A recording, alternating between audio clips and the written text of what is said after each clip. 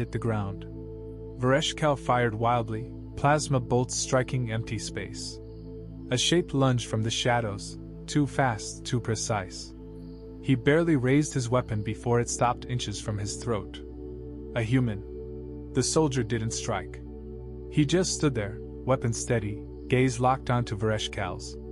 For the first time, the commander saw them up close. Their armor was battered, their uniforms smeared with dirt and blood, but their eyes, they were calm. Cold. There was no hesitation, no fear, only calculation. Then, just as suddenly as he appeared, the human vanished into the darkness, leaving behind only a single whisper through the comms. "You're not fighting an army. You're being hunted." It was then that Vereshkal understood. They had already lost. Vereshkal moved through the remnants of his force, his mind racing for a solution. The battlefield had shifted beyond his control. Standard formations were useless. Traditional tactics had failed. Every attempt to adapt had been anticipated and countered before execution. He had fought countless species, broken rebellions, crushed planetary defenses, yet nothing compared to this. The humans weren't defending their planet. They were dismantling his army one soldier at a time. A cold realization settled in. This was not a desperate resistance. It was a methodical extermination. His remaining officers huddled around a hastily constructed perimeter, their expressions grim. Loss reports were staggering. Nearly half the force had been wiped out in a matter of hours, and they had no clear understanding of how. The enemy was neither seen nor heard until it was too late. Weapons had been stripped from the fallen. Wounded soldiers had vanished, their fates unknown. The humans didn't leave bodies behind. The Dominion had always operated under one principle: numerical and technological superiority ensured victory. Yet, here on Earth, numbers meant nothing. Technology had not saved them. Superior firepower had been rendered ineffective against an enemy that refused to meet them head-on. The Zalvath were accustomed to open battlefields, but the humans had turned the terrain itself into a weapon. The forest around them felt alive, shifting with unseen movement. Every branch, every shadow, every gust of wind could be an attack. Soldiers stood in rigid formations, weapons trained in all directions, yet their enemy remained invisible. They weren't dealing with an army. They were being dissected by something far more dangerous, something that understood the value of patience. A scout patrol had been sent out to secure a path for evacuation. They had left only minutes ago. Their voices crackled through the comms in hushed, panicked whispers. Then silence. Vereshkal listened, his grip tightening on his weapon. This was beyond strategy or tactics. This was psychological warfare. The humans could have eliminated them already, yet they dragged the fight out, inflicting losses slowly, methodically. They wanted the Zalvath to feel fear. A flicker of movement. A rustling in the trees. Every soldier turned, weapons aimed, but nothing was there. The silence stretched, thick with tension. Then the whispers began. Not over comms. Not in their language. In Zalvath. Spoken aloud from the darkness. "You don't belong here." Vereshkal froze. The voice was calm, measured, the words enunciated perfectly. There was no accent, no hesitation. It was impossible. No species had ever learned their language this quickly. Yet the humans had. "Your weapons won't save you." The whispers came from different directions, overlapping, surrounding them. The soldiers shifted uneasily, fingers tightening on their triggers. Training dictated discipline, but this was beyond anything they had prepared for. "You thought this would be easy." A gunshot. A scream. A soldier collapsed, his visor shattered. Another shot, another soldier down. The squad opened fire in every direction, but the attackers were gone before their weapons discharged. The Zalvath fired wildly, plasma bolts scorching the trees, but they hit nothing. "Every mistake costs you another life." Panic spread. Soldiers backed into one another, eyes darting in every direction. The Zalvath had never known what it meant to be afraid, but now they felt it clawing at them with every breath. A burst of movement. A blur of motion. A figure lunged from the shadows, knife flashing. Another soldier fell without a sound. Then another. The formation broke. Vereshkal roared for order, but it was too late. The discipline of his troops shattered. Some fired blindly into the darkness. Others ran, hoping to escape the suffocating trap closing around them. The whispers continued, but now they were mixed with something worse. Laughter. Cold, knowing, unhurried. The hunt was reaching its end.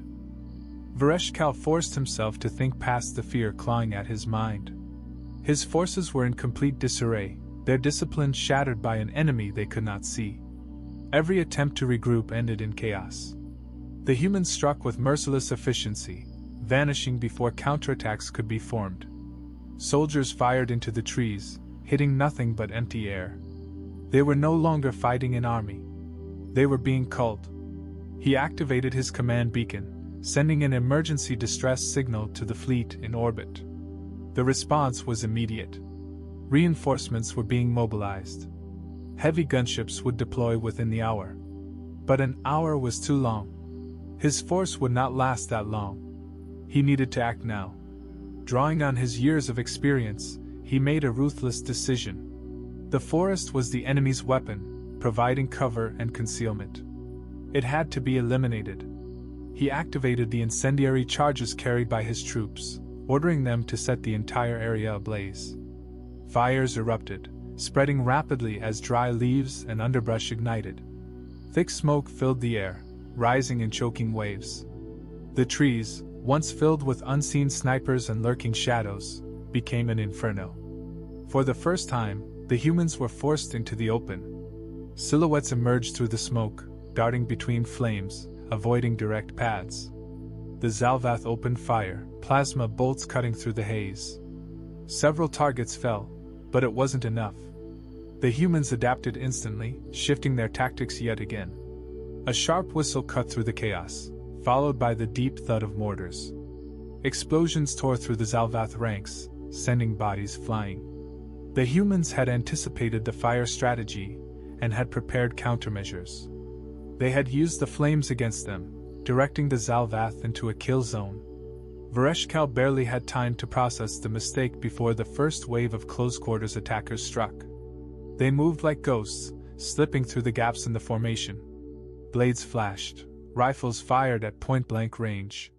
Zalvath warriors collapsed in rapid succession, unable to react in time. The commander raised his own weapon, firing at a shadow streaking toward him.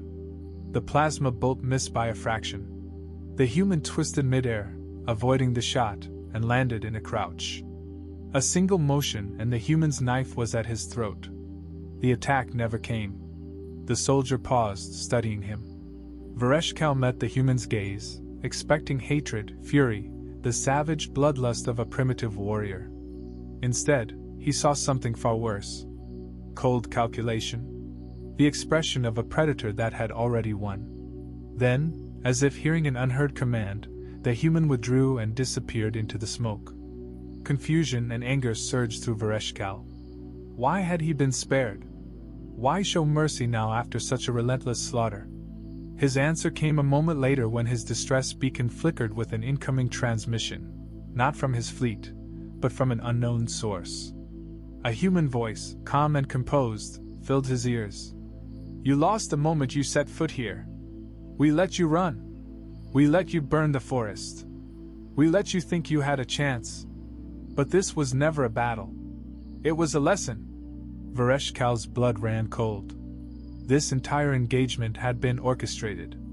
The humans had controlled every moment, every move, forcing the Zalvath into predictable responses, each one leading to another defeat. They had not been fighting for survival. They had been demonstrating superiority. "You don't belong on this planet," the voice continued. "Leave while you still can." The transmission cut off. A moment later, a piercing siren echoed from the depths of the forest. It wasn't a retreat signal. It was a warning. The final stage of the hunt had begun. Vereshkal barely had time to react before the attack began. The siren was not a retreat call. It was an execution order. The humans had spent the entire engagement dismantling his army, piece by piece, waiting until the exact moment they were weakest. Now, they were delivering the final blow. Gunfire erupted from all sides. The burning forest did nothing to slow the humans down. If anything, it forced the Zalvath into tighter formations, making them easier targets. Precision shots cut through the smoke, striking weak points in armor, dropping soldiers instantly. The remaining forces fired back wildly, but every plasma bolt was wasted. The humans never stayed in one place long enough to be hit. Vereshkal watched in horror as his best warriors fell one by one. The Zalvath were trained for war, bred for conquest, yet they had never faced anything like this. The humans didn't fight with brute force. They fought with intelligence, patience, and terrifying efficiency. Every move had been planned, every counter accounted for. A roar of engines overhead signaled the arrival of the Zalvath gunships. Reinforcements had finally arrived. Heavy cannons rained down energy blasts, scorching the earth, clearing a path. Soldiers rallied, pushing forward toward the drop zone, desperate for extraction. Then the first gunship exploded. A single projectile, fired from the dense treetops, struck the craft in its underbelly. The blast ripped through its engines, sending it spiraling downward. It crashed into the battlefield, crushing several Zalvath beneath its wreckage. The other gunships veered, trying to evade the unseen threat, but it was too late. One by one, they were picked off midair. The humans had let them come. Let them think salvation was near. And then, as they had done since the battle began, they had torn that hope away. The remaining soldiers abandoned all sense of order. They ran, scattering in every direction, driven by pure survival instinct. But there was nowhere to go. The humans were everywhere, waiting in the shadows, striking without warning. It was no longer a battle. It was a massacre. Vereshkal fought his way through the chaos, plasma rifle blazing, trying to reach the last functional transport. A dozen soldiers followed, but only a handful made it. The rest were dragged down into the smoke, their screams cut short. He reached the ramp, turning back for one final glance at the battlefield.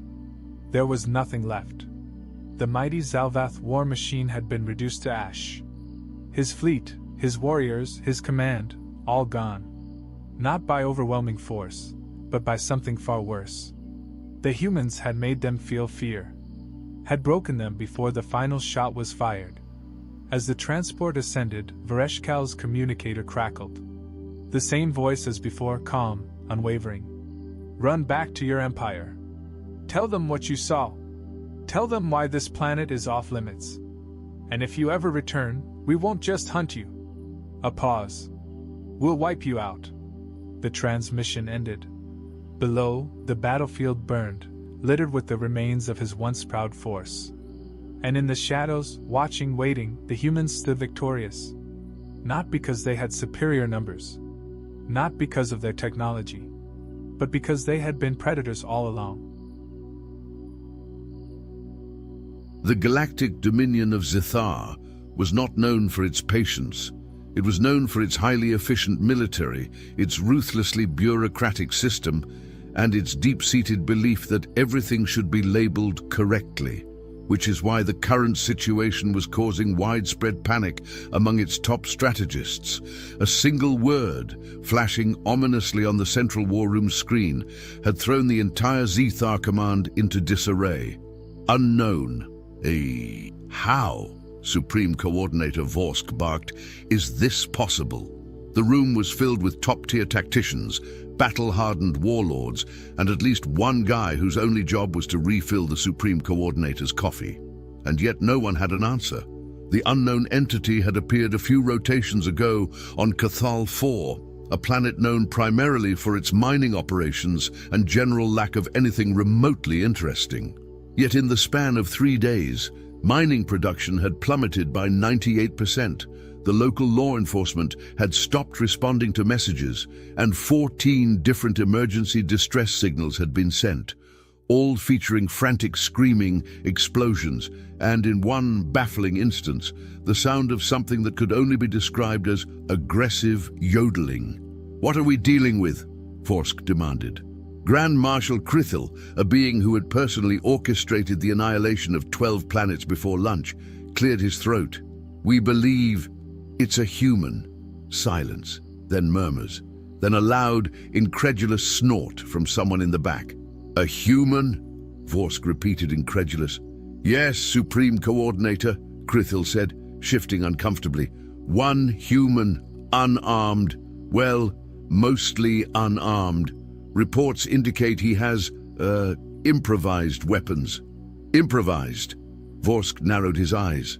The Grand Marshal hesitated. Sir, the last official report states he took down an armored patrol using...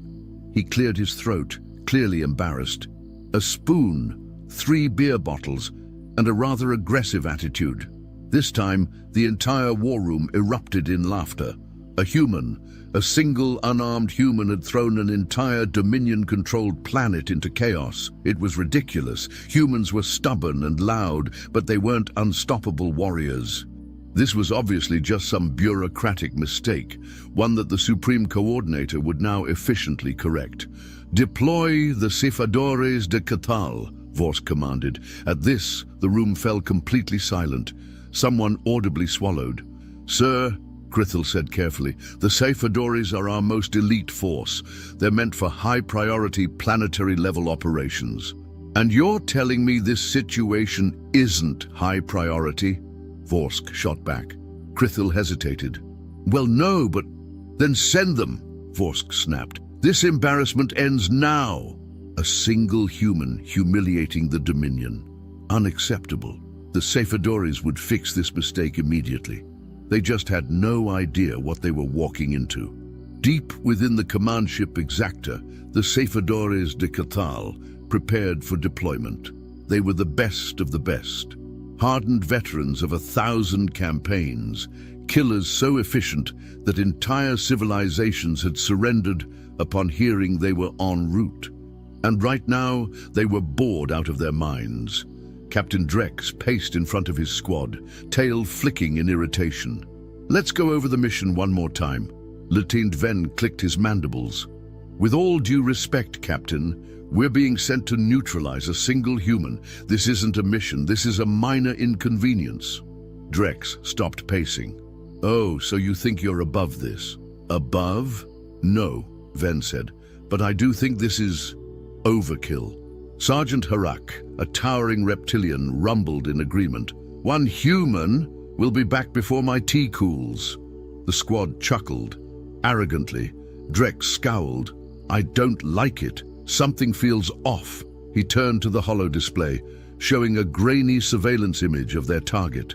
The human, identified only as Jack Crash Malone, was sitting in what could generously be described as a bar, if one's definition of bar included collapsing furniture, flickering lights, and an overall sense of bad decisions. Jack was smiling, not in the way most species smiled. His expression had an unmistakable quality of someone who knew something you didn't, and was enjoying the hell out of it. Doesn't matter, Ven said, stretching his secondary arms. We land, we find him. We capture or kill him, end of story. Fine, Drex growled. Drop in 5. The bar, officially named the Rusted Larynx, had seen better days. Also, worse days. Also, frankly, just too many days. Jack Malone sat at the counter, swirling the last of his beer. He had been on Cathal 4 for about a week, and in that time he had 1. Annoyed the local security forces. 2. Accidentally started a minor riot. 3. Discovered that Zethar beer had a criminally low alcohol content. Now, as the ominous hum of a dropship filled the air outside, Jack sighed. Guess they finally sent the big boys. The bartender, an aging reptilian named Grob, wiped a grimy glass. You seem weirdly calm for someone about to be obliterated. Jack grinned. Calm? Nah, just hydrating. The bar doors slammed open. The Cephadores marched in. 10 of them, moving with perfect synchronization, weapons raised, visors glowing ominously. Jack downed the rest of his beer. Captain Drex stepped forward. Jack Malone, by order of the Zethar Dominion, you are under arrest. Jack nodded thoughtfully. Then he stood up. Then he cracked his knuckles. Then he smiled that smile again. And this was the part that would haunt the Seyfedoris for years. He placed his beer mug down with an almost reverent care and said the words that would alter the course of history. "Hold my beer." For precisely 3 seconds, the Seyfedoris de Cathal did nothing. Not because they were afraid. No, fear was an emotion long since trained out of them. They hesitated because the situation made no tactical sense. This was a single human, unarmed, drunk, standing in the middle of a dimly lit bar that smelled vaguely of failure and fried grease. And yet, none of them moved. Drex was the first to snap out of it. "Restrain him." Ven stepped forward, reaching for his stun cuffs. "Human, you are coming with us. And if you cooperate, we..." Jack moved. One moment he was standing there, looking dangerously amused. The next, his chair was airborne. Ven barely had time to register the incoming projectile before it hit him square in the face. His visor shattered, his mandibles clacked together, and his body made an undignified arc before slamming into the wall. The bar erupted into chaos. Drex roared, raising his pulse rifle, but before he could fire, Jack was already in motion. He grabbed the closest object, a wooden bar stool missing a leg, and swung it with the enthusiasm of a man who had long since given up on responsible decision-making. It connected with Harak's chest armor. Now, Harak weighed twice as much as Jack. His armor could withstand ballistic rounds. His training made him resistant to blunt force trauma. None of that mattered when a very determined human put his full body weight into an absurdly committed swing. The force knocked Harak backward, sending him crashing into 2 of his squadmates like a very angry domino. Jack didn't stop. He ducked under a plasma bolt, grabbed a half-empty bottle from the counter, and, for absolutely no logical reason, took a quick sip before throwing it. The bottle hit a wall, exploded into glass shards, and somehow set part of the ceiling on fire. Grob, the bartender, blinked at the flames. "Huh, thought this place was fireproof." Jack grinned. "Yeah, me too." Drex, now thoroughly done with this nonsense, activated his Grave Whip, a weapon that could restrain even the most violent creatures in the galaxy. He flicked his wrist, sending the whip cracking toward Jack's legs. Jack sidestepped. The whip wrapped around a support beam instead. Drex's eyes widened. "Oh no." Jack, still holding onto the end of the whip, gave a single polite nod. Then he pulled. The beam gave way. A significant portion of the ceiling collapsed. Half the Seyfedoris were buried in rubble. The other half were stumbling through the dust, coughing and swearing in at least 3 languages. Jack dusted off his hands. Well, that was dramatic. Drex dragged himself from the wreckage, furious. "You think this is funny, human?" Jack considered this. "Kinda." Drex's hand darted to his belt, grabbing his sidearm, and Jack, with surgical precision, grabbed a fryer basket from the counter and threw it. It hit Drex's wrist. He yelped, gun flying from his grip. Jack caught it. Silence. The remaining Seyfedoris froze. Jack tilted his head, inspecting the weapon. "Huh? Fancy!" He pointed it at Drex, who was still processing how the hell this had happened. Jack smirked. "Your turn." Drex had trained for every possible combat scenario. He had been ambushed, outnumbered, outgunned, outmaneuvered, and still won.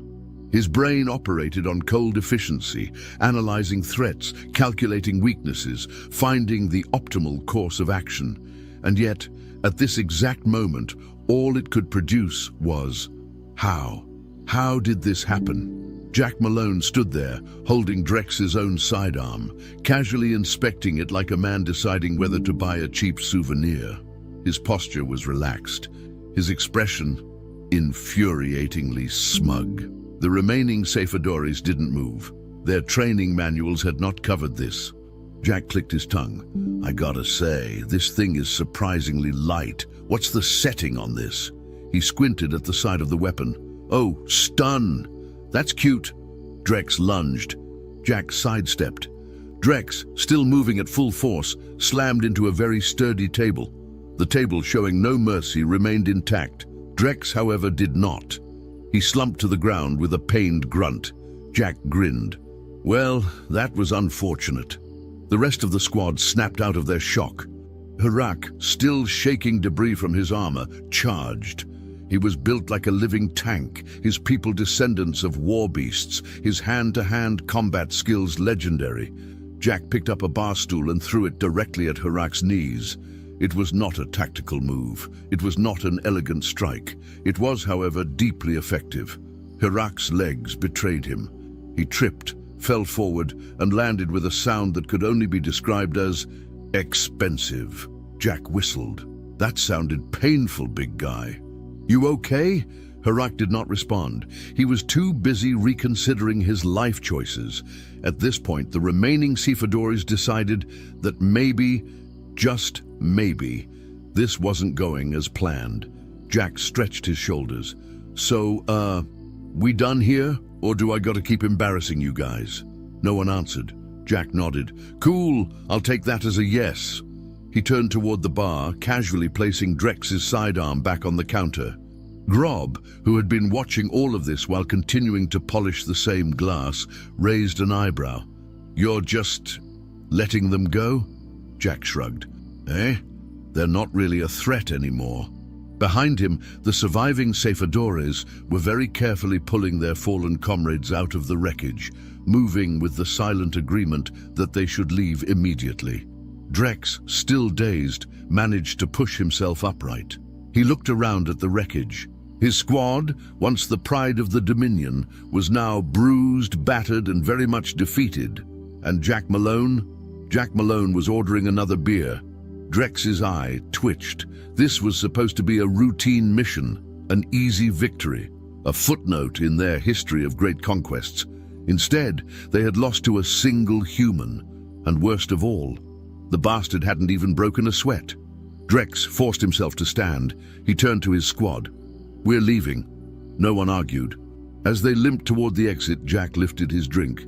Safe travels, fellas. Try not to get your asses kicked next time. Drex did not respond. He was too busy plotting revenge. Supreme Coordinator Vorsk stared at the depressingly incomplete report in front of him. It was not the kind of report he was used to reading.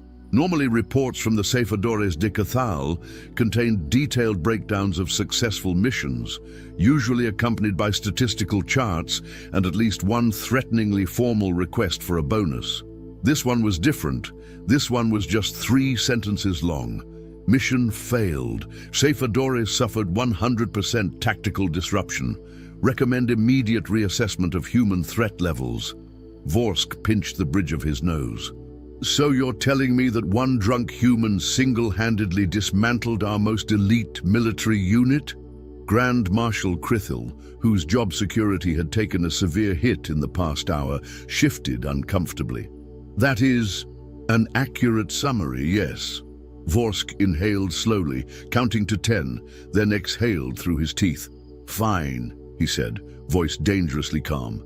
If the Cephadores were insufficient, we will escalate the response. Deploy a full battalion, lock down the planet. I want that human, and whatever unnatural force protects him, neutralized. Krithil hesitated. Sir, if I may, I don't think sending more troops will solve the problem. Vorsk's eye twitched. Are you suggesting we surrender to a single human? No, Krithil said quickly.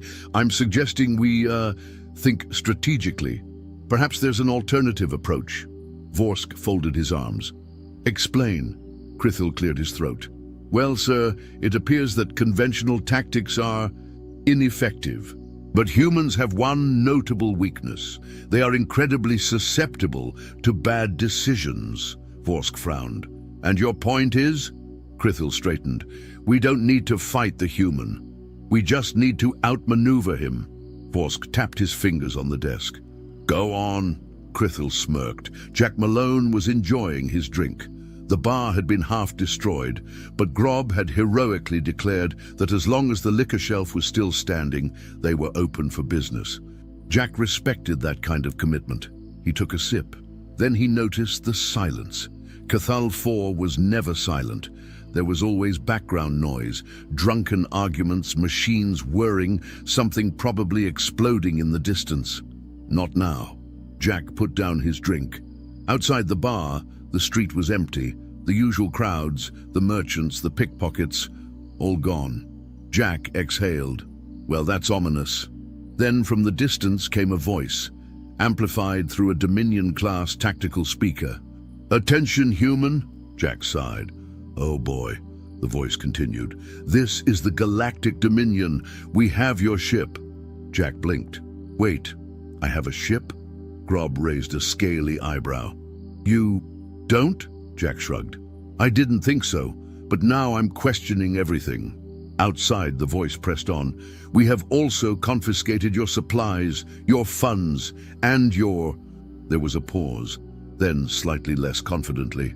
"Your entire stockpile of alcoholic beverages." Silence. Then Jack, in a very calm, very deliberate tone, said, "They did what?" Grob froze. "Jack, buddy, stay calm." Jack's eye twitched. "Calm." Grob slowly moved behind the counter. "Jack, I need you to listen to me. Whatever you're about to do—" Jack stood up so fast, the stool fell over. "Oh, it's on now." Jack Malone had many personal rules. Rule number 1, never start a fight you can't finish. Rule number 2, always have an escape plan.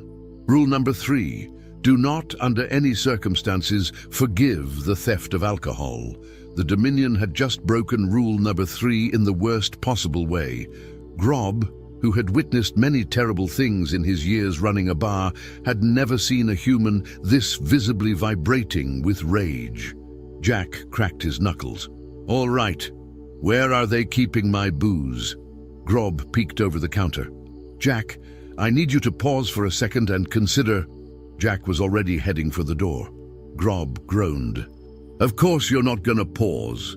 The Dominion thought they had planned for everything. They had set up roadblocks, placed armed patrols, and locked down every major exit from the city. They had not, however, planned for Jack Malone's complete and utter disregard for logic.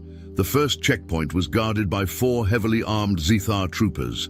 Jack strolled up casually. One of the guards raised his weapon. "Halt! Identify yourself!" Jack pointed at his own face. "You serious? I'm the guy you just announced to the entire planet." The guards hesitated. Jack smiled. Then he grabbed a nearby trash can lid and hurled it like a goddamn frisbee. It hit the first guard in the face. The second guard raised his rifle, but Jack was already on him, grabbing the barrel and jerking it upward. A plasma shot scorched the sky. Jack headbutted him. He went down like a sack of bad decisions. The remaining 2 guards backed up. Jack grinned. "Want to rethink your life choices?"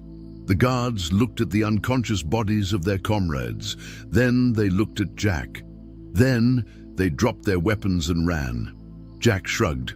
Smart. Back at Dominion High Command, Supreme Coordinator Vorsk watched the security feed in real time. He turned to Grand Marshal Krithil. "Would you like to explain why 2 fully armed soldiers just abandoned their posts out of sheer terror?" Krithil rubbed his temples. "Sir, at this point I don't think logic applies to the situation." Vorsk gritted his teeth. "Deploy the remaining units. Crush this human." Krithil hesitated.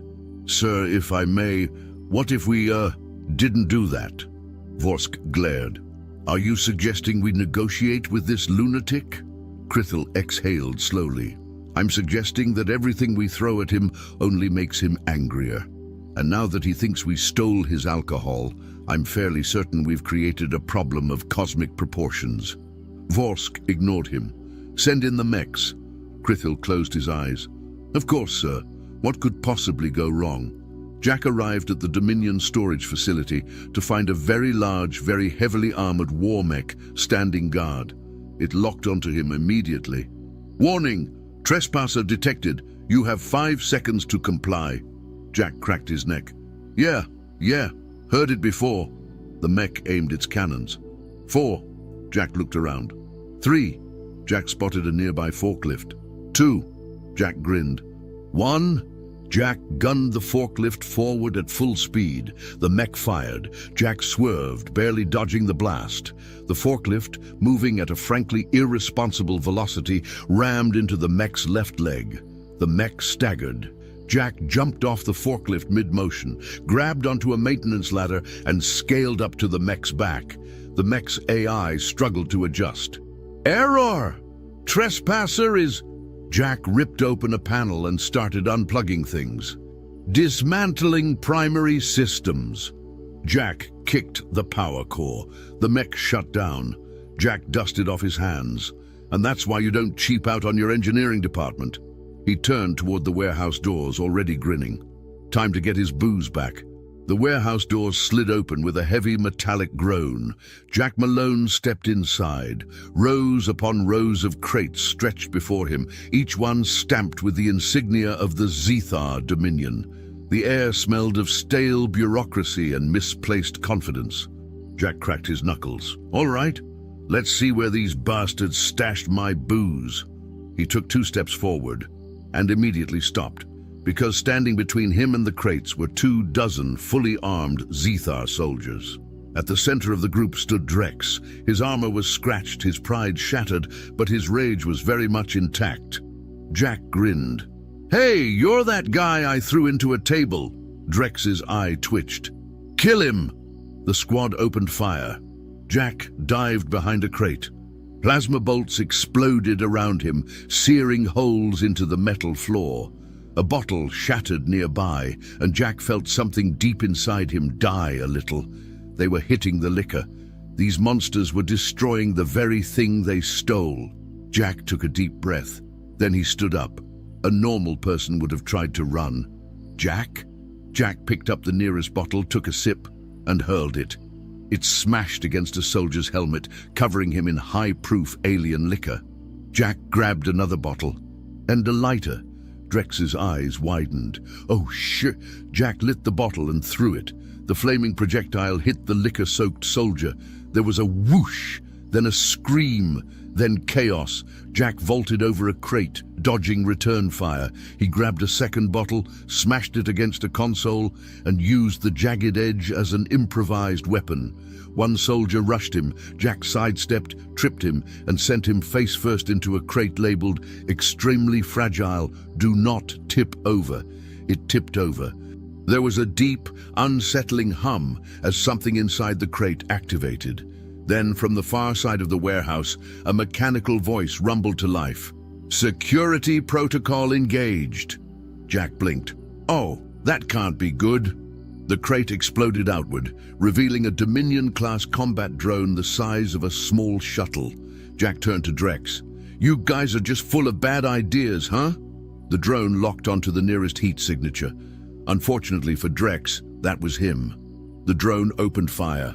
Drex barely had time to dive for cover. Jack took the opportunity. He sprinted forward, vaulted onto a crate, grabbed a Dominion-standard pulse rifle from a fallen soldier, and slid across the floor like an action hero who had no regard for personal safety. He fired as he went, hitting anything that looked expensive. One shot hit the warehouse's gravity stabilizer.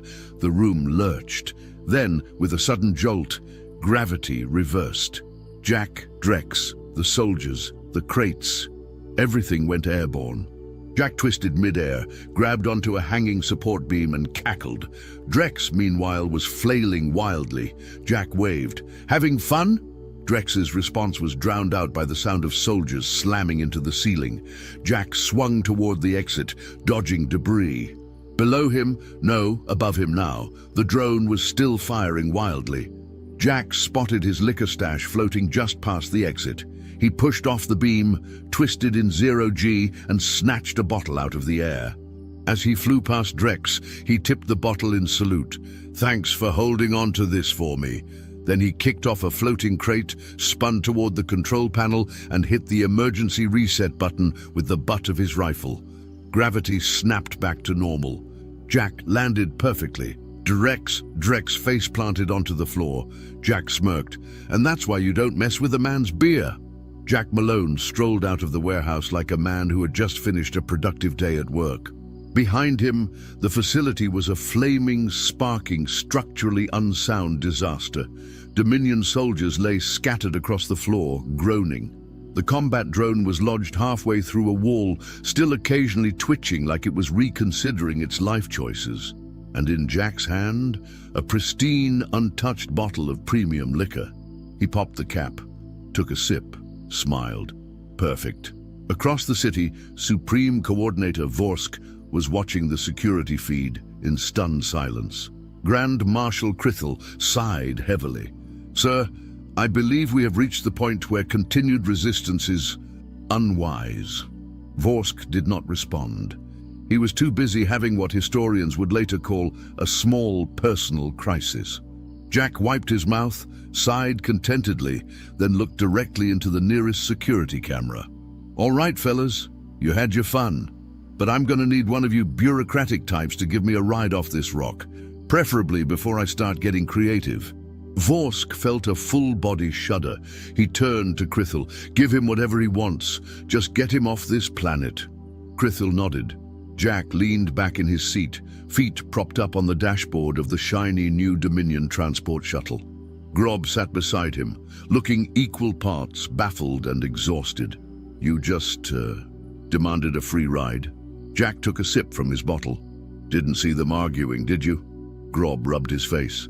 "You know, in all my years of watching people annoy the Dominion, I have never seen them fold that fast." Jack grinned. "Yeah, well, turns out they value their property more than their pride, and I made it very clear that if they didn't get me off-world, I'd start getting bored." Grob shuddered. "And boredom leads to bad decisions." Jack took another sip. "And bad decisions lead to, well, you saw." Grob exhaled. "So, what now?" Jack stretched. "Think I'll find a new planet? Get a drink? Maybe not cause an intergalactic incident this time." Grob squinted. "You don't actually believe that, do you?" Jack grinned wider. "Not even a little." And with that he took another drink, kicked back, and watched the stars stretch into infinity. Welcome, esteemed representatives of the Galactic Confederacy, to what might be the most important briefing of your careers. Possibly the last briefing some of you will ever need. Commander Vaslik clicked his mandibles together in what passed for a smile among the Vespiri, the faint blue bioluminescent patterns on his exoskeleton pulsing with barely contained amusement. The assembled diplomats, 32 species in total, shifted uncomfortably in their ergonomically designed seats within the gleaming amphitheater of the Confederacy Diplomatic Purse Academy. My name is Commander Traz Vaslik, head of Xena Security for Nexus Station, and I've survived 17 direct encounters with humans, which, as some of my colleagues would happily point out, makes me either extremely lucky or remarkably bad at dying. A nervous titter rippled through the audience. Vaslik's reputation preceded him. The scars on his carapace, most notably the missing section of his lower right arm, were not ceremonial. They were souvenirs from what the official report described as cultural misunderstandings. Today's mandatory session addresses what our bureaucrats call classification anomaly H3. The rest of us just call it the human problem. Vaslik tapped his remaining front limb against the podium control panel. Behind him, a holographic image materialized, a bipedal creature with minimal external protection, no visible natural weapons, and a bizarrely exposed sensory cluster atop its frame. "Behold," Vaslik announced with practiced dramatic flair, "the only known sentient species in our galaxy that is simultaneously classified as an unarmed civilian and a deadly apex predator." Yes, you heard that correctly. He paused, scanning the room with his compound eyes, savoring the confused expressions across multiple species' faces. Both categories. At once, the same creature that our Cultural Exchange Committee invites to diplomatic dinners is also the subject of 3 separate Confederation-wide combat threat assessments. The classification system that has served us for 12 millennia didn't just fail with humans, it had a complete nervous breakdown. Vaslik leaned forward, his voice dropping to a theatrical whisper that nonetheless carried throughout the room. And your job, distinguished representatives, is to interact with these creatures without becoming a statistic in my next briefing. So pay attention. Your continued existence rather depends on it. Vaslik flicked to the next hologram, displaying a complex chart with branching taxonomies. For those of you new to intergalactic diplomacy, the Confederacy's sentient species classification system has been the backbone of our peaceful coexistence for 12,000 years. Every species fits somewhere in this elegant framework. Well, every species except humans. The chart expanded, revealing dozens of categories and subcategories. We have herbivorous diplomats, carnivorous warriors, omnivorous traders, silicon-based philosophers, gas giant negotiators, hive mind strategists. We even have a classification for the sentient fungal networks of Tau Ceti. But humans? Vaslik laughed, a sound like crackling electricity. Humans broke Archive Administrator Pelzum's brain. The hologram shifted to security footage from 6 standard years earlier. A tall, willowy being with translucent skin and 4 arms frantically manipulated data screens while surrounded by arguing committee members. This is actual footage from what we now call the categorization crisis. Poor Pelzum, who had cataloged 317 species without incident, spent 9 consecutive days trying to force humans into our existing framework. The audience watched as the recorded Pelzum's movements became increasingly agitated, culminating in them throwing all 4 arms up and collapsing into their chair. Pelzum first tried classifying humans as non-threatening omnivorous traders, similar to the Mercantos of Rigel 7. Then a human delegate accidentally crushed a Mercanto's appendage during what they called a friendly handshake. Next classification attempt. The footage jumped forward. Pelzum then tried categorizing them as potential combatants, like the warrior drakids. But unlike drakids, humans possess no natural armor, no venomous secretions, no slashing appendages. They're essentially soft, squishy bags of mostly water. Next classification attempt. Vaslik clicked through several more failed categorization attempts. The committee observed humans exhibiting predatory pattern recognition, persistence hunting psychology, and pack bonding behaviors typical of apex hunters. Yet their diplomats fainted at the ceremonial blood feast of the Karzak delegation. Their warriors wept at poetry readings. Their scientists exhibited both precise calculation and wild intuitive leaps.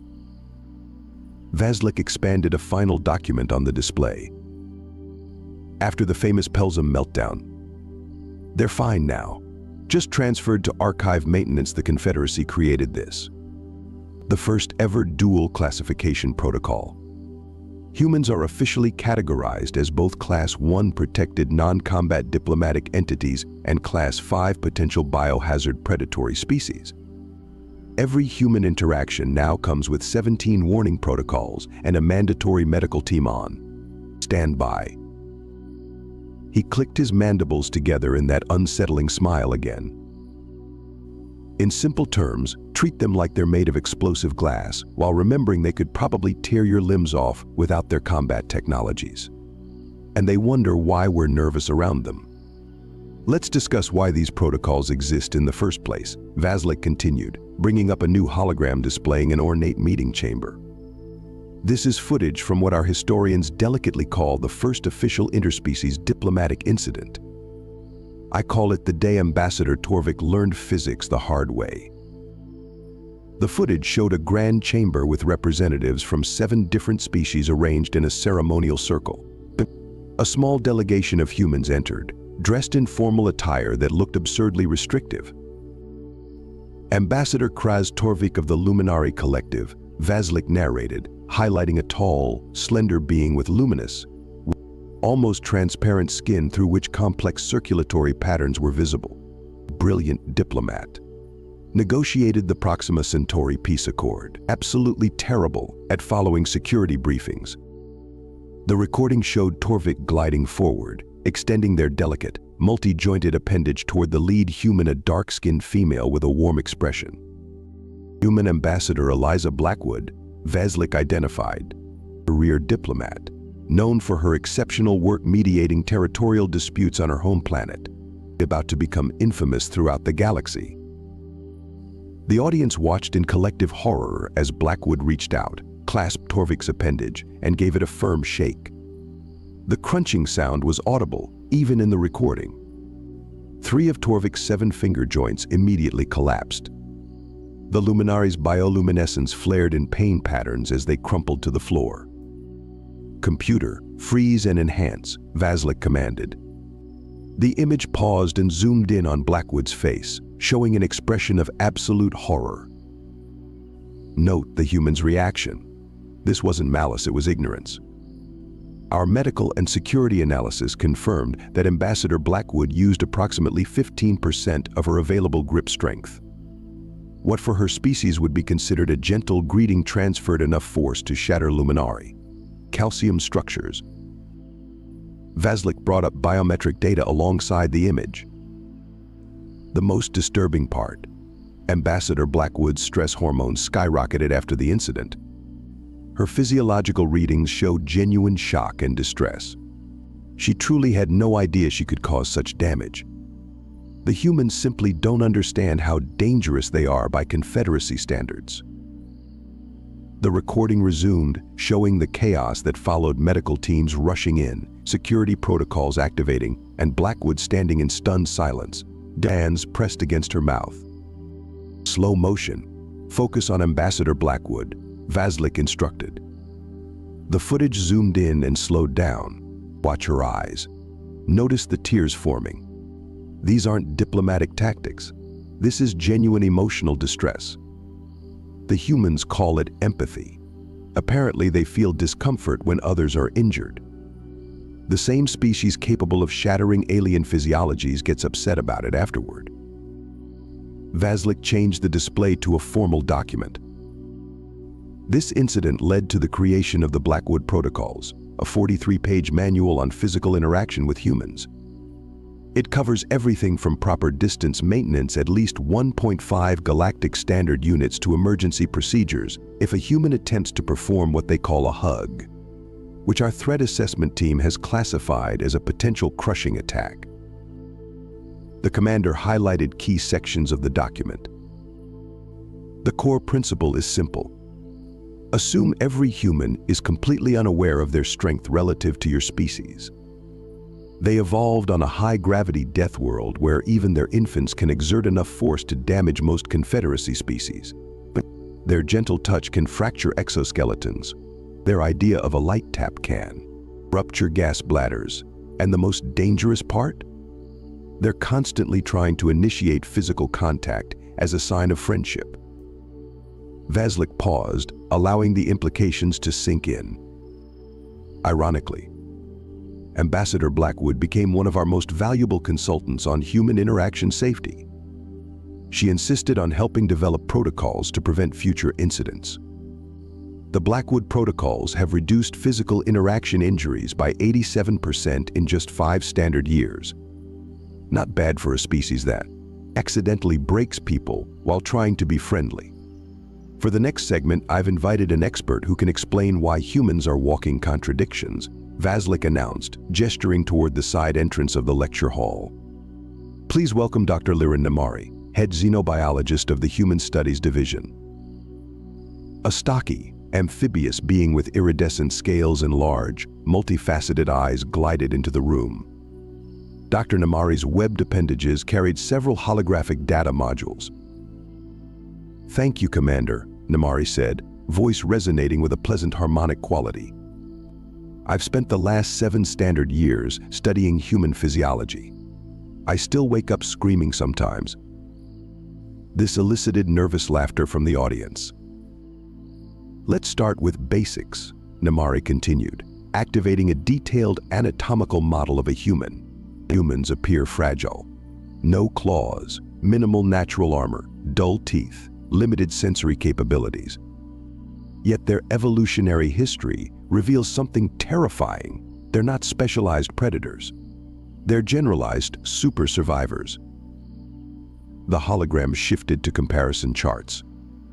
Consider this paradox. Humans bruise easily, yet can survive injuries that would kill most sentient species. Their skin tears with minimal force, but they can survive massive blood loss. They have no redundant organs like taurians, no rapid regeneration like selenites, no backup neural systems like Vesperi. Instead, they have something far more disturbing: compensatory adaptation. Dr. Nahmari brought up biological readings. This is where it gets alarming. Humans possess a chemical response system triggered by threats, injuries, or even perceived dangers. They call it adrenaline. We call it terrifying biochemical override. The display showed graphs of human performance metrics with and without adrenaline. Under adrenaline influence, humans can increase their strength output by up to 300%. Pain receptors are suppressed. Cardiovascular efficiency spikes. Sensory awareness heightens. Essentially, they become temporarily enhanced versions of themselves. A diplomatic representative from the gelatinous Morphians raised a pseudopod in question. Yes, you heard correctly, Nahmari confirmed before they could speak. Humans can voluntarily ignore pain signals that would incapacitate most species. They call it pushing through. We call it nightmare physiology. The doctor displayed comparative species metrics. Their grip strength exceeds industrial pincers. Their bite force, while not impressive by predator standards, can still crack the exoskeletons of 40% of Confederacy species. And their endurance. This is perhaps most disturbing of all. Humans don't need to outfight most predators. They simply outlast them. Nahmari displayed footage of humans running across vast distances. On their death world, humans evolved as persistence hunters. They pursue prey until it collapses from exhaustion. Many Confederacy species would die attempting to maintain the average human's baseline cardiovascular output. And yet, the doctor paused dramatically.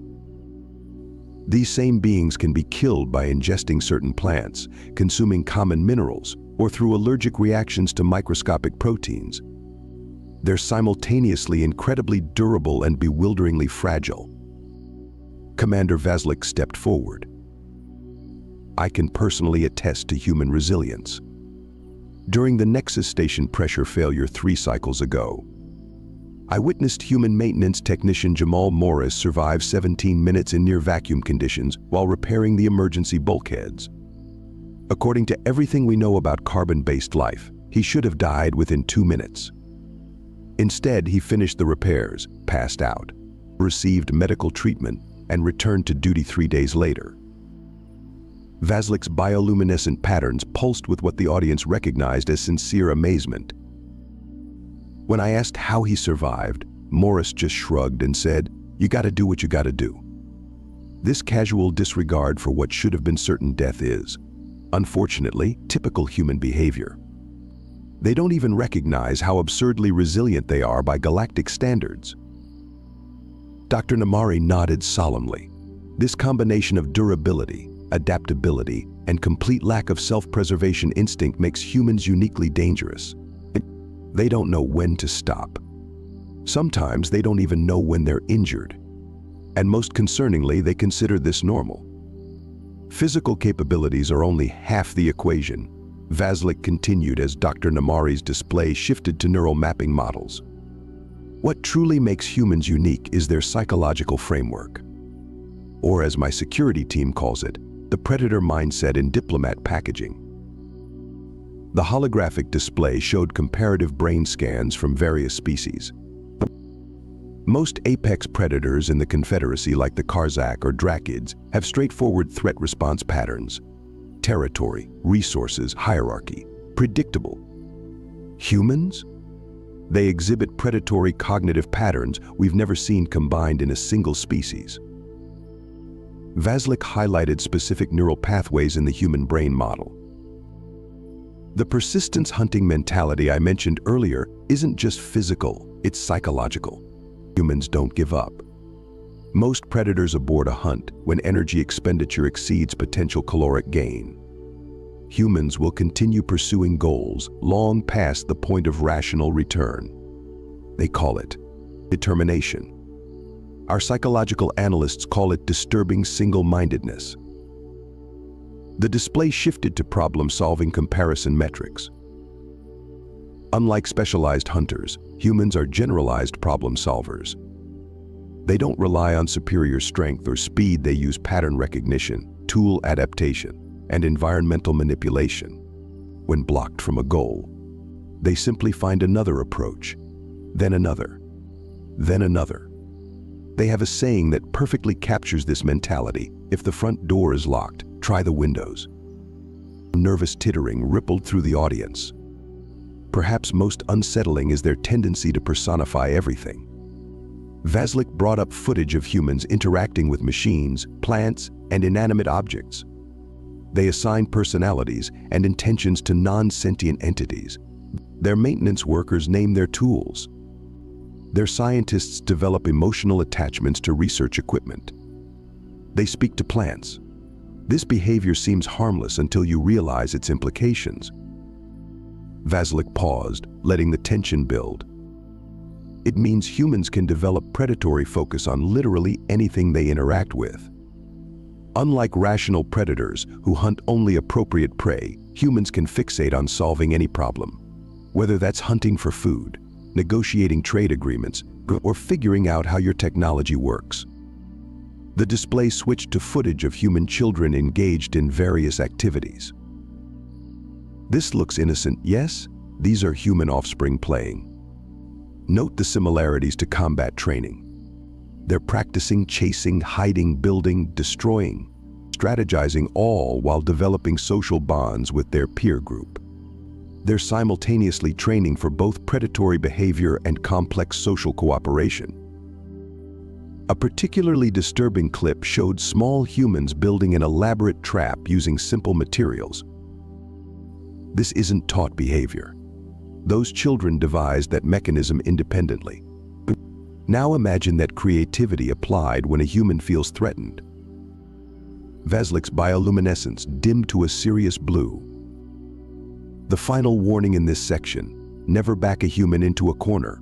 All predators become dangerous when trapped, but most become predictably aggressive. Humans become unpredictably creative.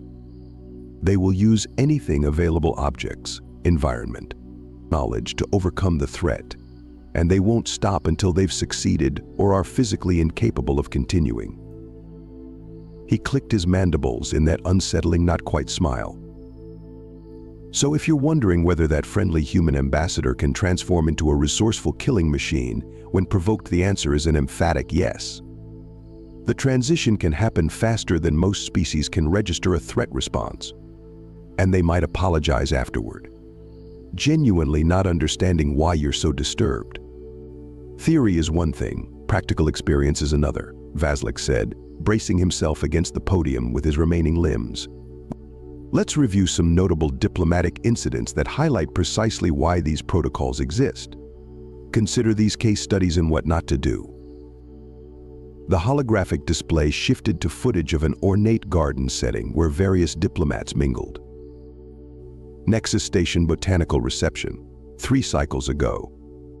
Ambassador Pollen Song of the Florian Collective is engaged in pleasant conversation with Human Trade Representative Marcus Okonkwo. The footage showed a plant-based being with delicate frond-like appendages conversing with a tall, broad-shouldered human male. The human was smiling, gesturing enthusiastically. Note Representative Okonkwo's animated communication style. Humans consider this friendly engagement. Now watch what happens when he attempts to initiate what humans call a friendly pat on the back. The audience collectively flinched as the human's hand made contact with the Florian's upper foliage structure. The plant being immediately wilted, several fronds detaching completely as it collapsed. Ambassador Pollen Song spent 17 days in intensive botanical restoration. Representative Okonkwo was devastated when informed that what he considered gentle contact had the equivalent force of a small meteor impact on the Florian's cellular structure. Vaslick switched to another clip. This next incident centers on human emotional expressions. Humans use a vocalization called laughter to indicate amusement, camaraderie, and surprisingly, sometimes discomfort. Unfortunately, this sound triggers fight or flight responses in several Confederacy species. The footage showed a diplomatic reception where a human female told what appeared to be a joke. When she and several other humans burst into laughter, 3 Vexillian delegates immediately discharged their defensive ink clouds, but temporarily blinding everyone in a 3-meter radius.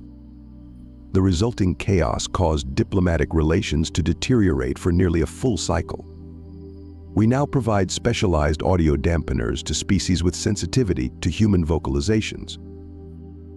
Vaslik's mandibles clicked in grim amusement as he brought up the next clip. And now, the infamous coffee incident at last cycle's Galactic Summit. For those unfamiliar, coffee is a psychoactive stimulant beverage that humans consume in vast quantities. They consider it essential for proper functioning. The footage showed a human delegate accidentally knocking over a container of dark liquid, which splashed onto a gelatinous Morphean diplomat. The Morphean immediately began changing colors rapidly, vibrating, and expanding to twice its normal size. What you're witnessing is the unintentional drugging of Ambassador Glooptrix. The caffeine and various alkaloids in the coffee were absorbed through the Morphean's semi-permeable membrane, resulting in what humans might call one hell of a trip. It took 3 medical technicians to stabilize the ambassador, who afterward described the experience as transcendent and has since requested coffee at every diplomatic function. Several nervous laughs rippled through the audience. If you must attend gatherings where humans will be present, I have compiled these essential survival tips, Vaslik continued, displaying a list. First, maintain minimum safe distance at all times. Second, if a human seems excessively friendly, increase that distance immediately. Third, never accept food or beverage without consulting xenobiological compatibility charts. Fourth, if a human invites you to what they call a party, request security escort. Their recreational gatherings often involve ritualized intoxication that makes them even less predictable. Vaslik's bioluminescence pulsed with what the audience recognized as deep concern. Speaking of human intoxication rituals, these deserve special attention. Humans voluntarily consume substances that impair their judgment, alter their perceptions, and often increase their already dangerous physical capabilities. They call this having a good time. We call it playing chemical roulette with an apex predator. The display showed footage of humans engaged in various celebrations, their behavior becoming increasingly erratic. Note how intoxicated humans become louder, more physically demonstrative, and paradoxically, more insistent about expressing affection toward others. Their inhibitions regarding physical contact decrease precisely as their ability to control their strength deteriorates. This combination has resulted in more diplomatic incidents than all other causes combined. Vaslik's tone became deadly serious. If you encounter humans engaged in intoxication rituals, contact security immediately. Do not attempt to join the fun. Several diplomats have learned this lesson the hard way. Ambassador Zrel of the Sephiran Dominion still can't look at fermented grain products without his chromatophores displaying trauma patterns. As we conclude this briefing, Vaslik said, straightening his posture, let me summarize the essential safety protocols for human interaction. Your continued existence may depend on remembering them. The display showed a concise list of guidelines. 1. Maintain physical distance unless specifically trained in human safe contact procedures. 2. Never make sudden movements that could be interpreted as threats. 3. Be aware that humans consider sustained eye contact both a sign of respect and a potential challenge, depending on context. 4. Always clarify linguistic ambiguities. Humans use extensive metaphors that don't translate well. 5. Remember that, despite appearances, you are dealing with apex predators who genuinely believe they're being gentle. Vaslik highlighted an additional section on the display. Understanding human emotional cues is perhaps your most valuable survival skill. Unlike most sentient species, humans broadcast their emotional states through facial micro-expressions. Our database contains over 3,000 documented human expressions. But you need only recognize these critical warning signs. The display showed close-up images of human faces. Bared teeth without crinkled eyes indicates aggression, not friendship. Narrowed eyes and flared nostrils suggest imminent physical response. Reddening facial skin indicates either emotional distress or physical exertion, both potentially dangerous. And perhaps most important, when a human goes completely still and quiet after previous animation, evacuate the area immediately. Vazlik moved from behind the podium, his bioluminescent patterns shifting to a more serious configuration. Despite everything I've covered today, I want to emphasize that humans make exceptional allies. Their predatory persistence, when directed toward mutual goals, is unmatched in the Confederacy. Their problem-solving abilities have resolved conflicts we considered intractable. Their bizarre tendency to empathize, even with alien species, creates diplomatic opportunities impossible with other predator species. He clicked his mandibles in that unsettling, not quite smile. In my 40 cycles of security work, I found humans to be simultaneously the most dangerous and most cooperative species we've encountered. They'll risk their lives to save creatures they met mere minutes ago, then accidentally injure them while celebrating the rescue. They're walking contradictions, and somehow that makes them perfect diplomats for our chaotic galaxy. Vazlik paused, surveying the room. Your survival odds when dealing with humans are approximately 94.3%, which are actually the best statistics for any apex predator encounter in Confederacy records. Just remember, if a human wants to kill you, you'll probably be dead before you realize there's a threat. If a human injures you accidentally, they'll feel worse about it than you do. His bioluminescence pulsed with what seemed like mischievous anticipation. Now, for the practical portion of our briefing, I'd like to introduce a special guest who will demonstrate proper cross-species greeting protocols. Please welcome human diplomatic liaison Parker Mbeki. From the back of the lecture hall, a seat that had appeared empty throughout the presentation suddenly moved. A figure stood up, a medium-height human with dark skin and a warm smile. The diplomatic representatives nearest to the human recoiled in shock, several activating defensive measures. "Don't panic," Vazlik said, clearly enjoying the chaos. Liaison Mbeki has been here the entire time, observing our briefing. Consider this your first lesson in human unpredictability. They can be remarkably stealthy when they choose to be. The human raised both hands in what the briefing had described as a non-threatening gesture and spoke in a surprisingly melodious voice. "Thank you, Commander Vazlik, for that interesting introduction to my species. I promise I'm not nearly as dangerous as he suggests. At least not today." The human's mouth curved into what the briefing had identified as a smile with humorous intent. The lecture hall erupted in a cacophony of translated exclamations, alarm signals, and nervous defensive displays as the diplomats realized a member of the galaxy's most confounding predator species had been sitting among them all along. Look, I'm not saying humans are the best species in the galaxy at handling other species' offspring. That would be bragging, and we try to stay modest about our various talents. I'm just saying that when Ambassador Krill of the Vrexthier Dominion came storming into Starbase 247's premier interspecies care center demanding to know my qualifications, I might have been a bit too honest. "I once successfully babysat a litter of Terran wolverines," I said, adjusting my name tag that read Parker Maxwell, Chief Assistant Caretaker, and I still have all my fingers. The ambassador's secondary mouth twitched, which I'd learned was either a sign of amusement or imminent violence with their species. Given that all 4 of their arms were currently crossed, I was betting on the latter. "You consider this?" Relevant experience. The universal translator couldn't quite capture the mix of incredulity and disdain in their voice, but their spinal ridges were doing that peculiar ripple thing that basically screamed, "You absolute moron." I shrugged. A gesture that I'd discovered was wonderfully ambiguous across most species. Well, they were particularly grumpy wolverines. Had to bottle feed them every 2 hours. They tried to eat my face 3 times before breakfast, but we worked through our trust issues.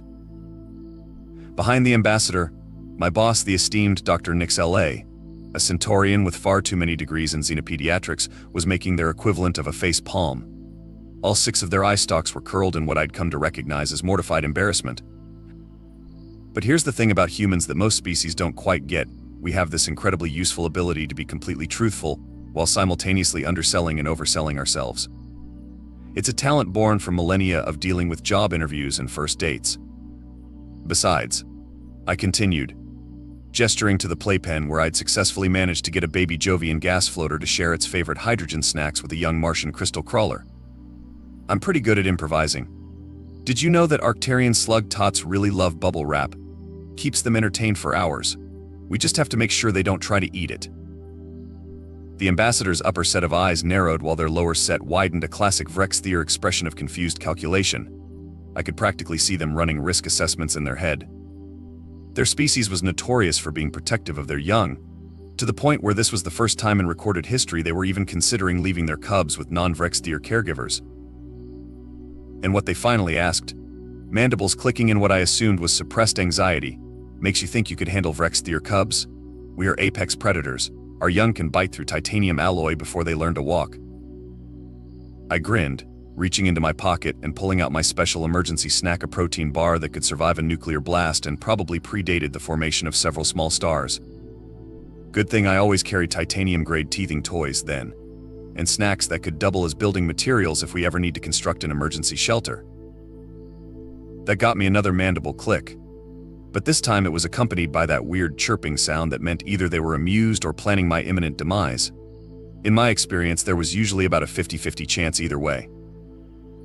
Dr. Nix L.A. had finally recovered enough to glide forward, probably to try and salvage the situation with actual professional credentials and statistical safety records. But before they could speak, one of the ambassador's cubs, who had been suspiciously quiet until now, launched itself from its hiding spot behind their parents' ceremonial robes directly at my face. Now, most species would flinch. It's a natural reaction when 8 pounds of razor-sharp claws and teeth are hurtling toward your relatively soft and puncturable head. But anyone who spent time around Terran cats knows exactly what to do in this situation. I caught the cub mid-leap, redirected its momentum into a gentle spin, and ended up with an armful of purring Vrexthier youngling, who was now trying to groom my hair with its secondary tongue. "Oh yeah," I said casually, scratching under the cub's chin with my free hand. "I also used to volunteer at a big cat sanctuary. You should see my lion whispering credentials." And that, my friends, is how I ended up responsible for the first Vrexthier cubs ever entrusted to non-Vrexthier care. Though in retrospect, maybe I should have mentioned the wolverines had actually been stuffed animals, and my cat sanctuary experience was mainly cleaning litter boxes. But hey, how much trouble could a few apex predator cubs really be? Narrators note the answer, as it turns out, was quite a lot of trouble indeed. Remember how I said Vrexthier cubs can bite through titanium alloy before they learn to walk? Well, it turns out that's not just proud parent bragging, it's actually a massive understatement. By the end of my first hour with the triplets, I'd gone through 14 indestructible toys, 3 reinforced play mats, and 1 very unfortunate maintenance droid that made the mistake of beeping too aggressively in their general direction. "Okay, kids," I said, watching as little Trix systematically dismantled what had previously been an industrial-grade climbing frame. "Let's try something different." Vex and Rix, the other 2 cubs, paused their game of who can headbutt the hardest to stare at me with all 4 of their eyes. I'd quickly learned that this level of focused attention from Vrexthier cubs usually preceded either a brilliant moment of interspecies bonding or complete chaos. The odds were about 10 to 90 in favor of chaos. I reached into my emergency kit, which by now resembled a doomsday prepper's panic room, and pulled out my secret weapon, a roll of bubble wrap.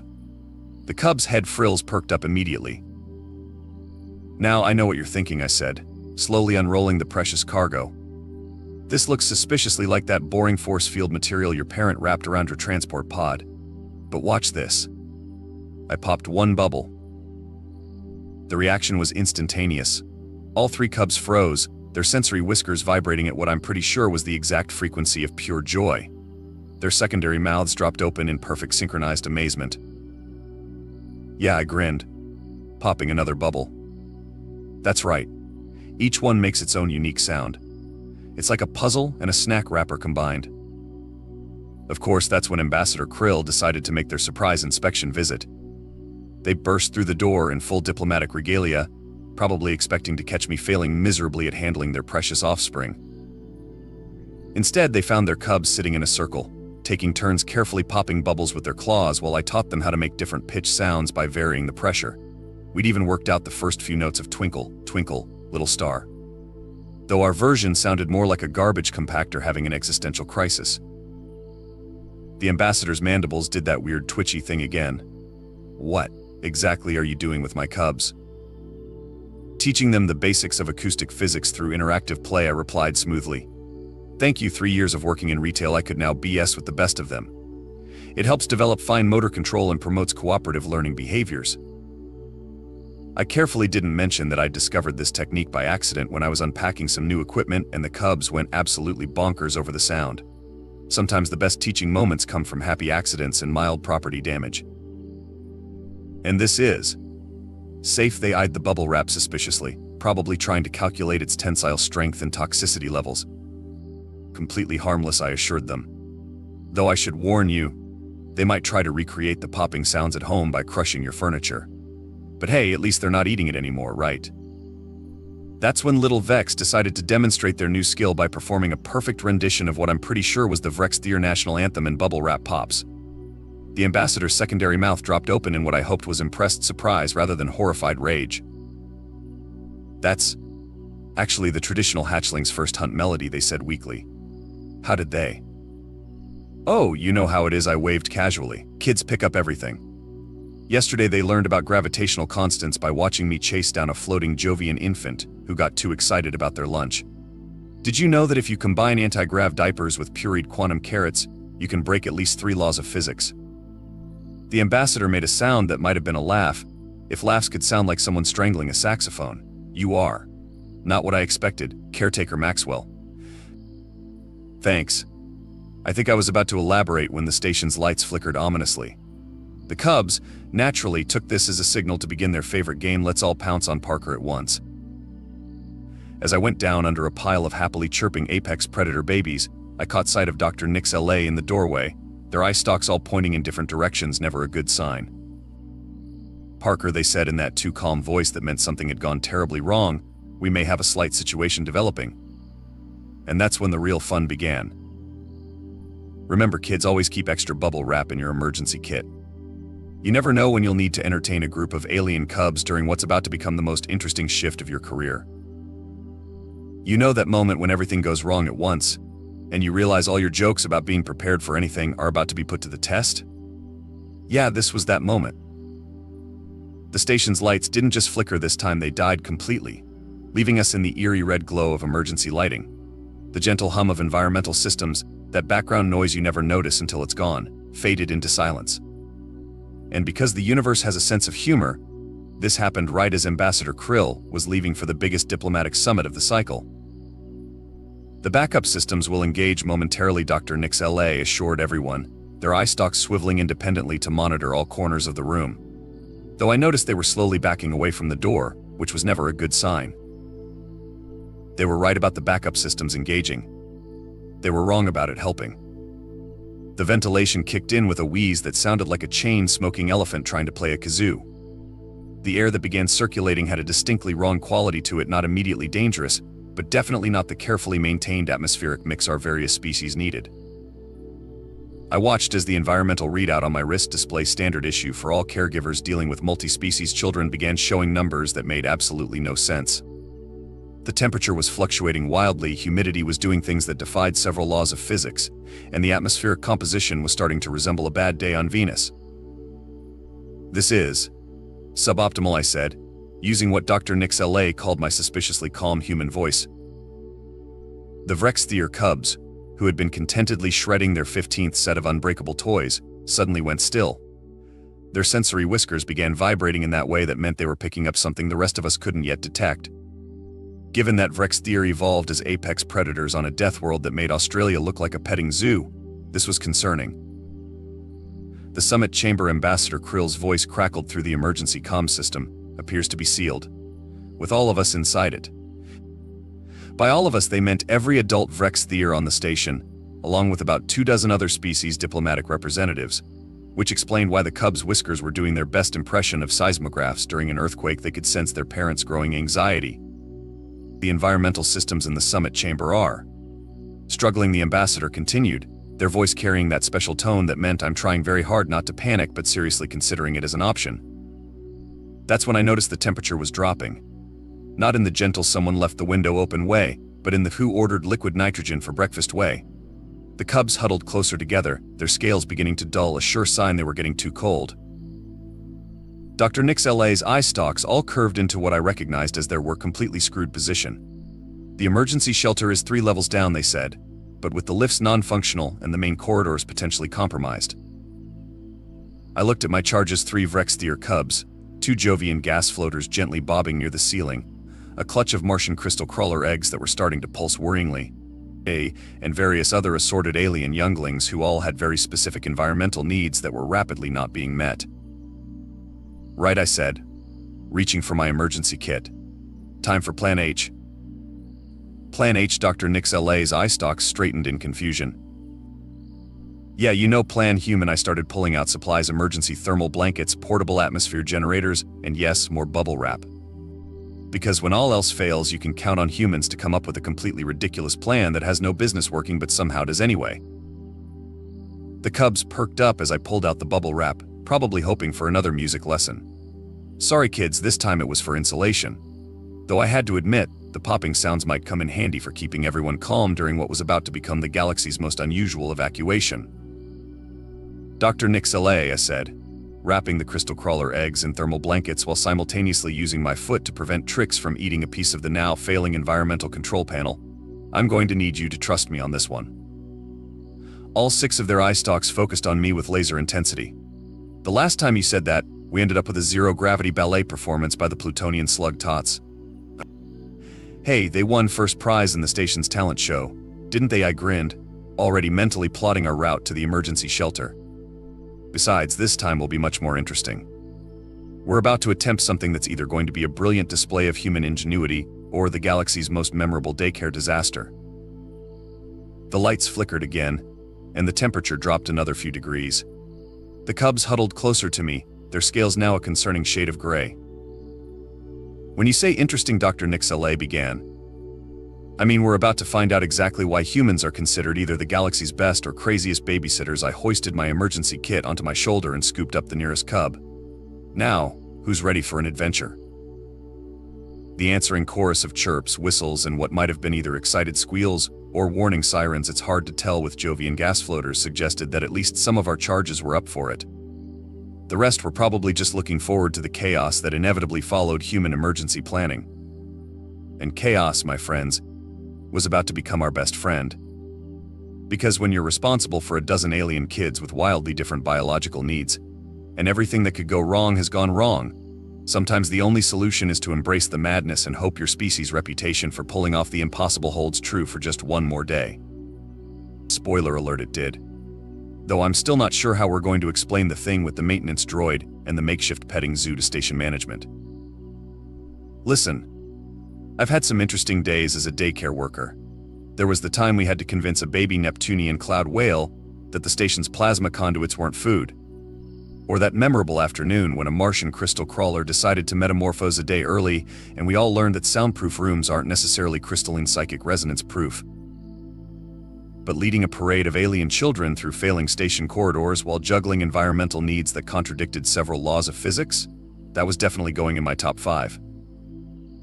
Everyone stay together, I called out, checking my wrist display for the umpteenth time. Jovian floaters, remember your buddy system. No tricks. The wall panels are not snacks, I don't care how shiny they are.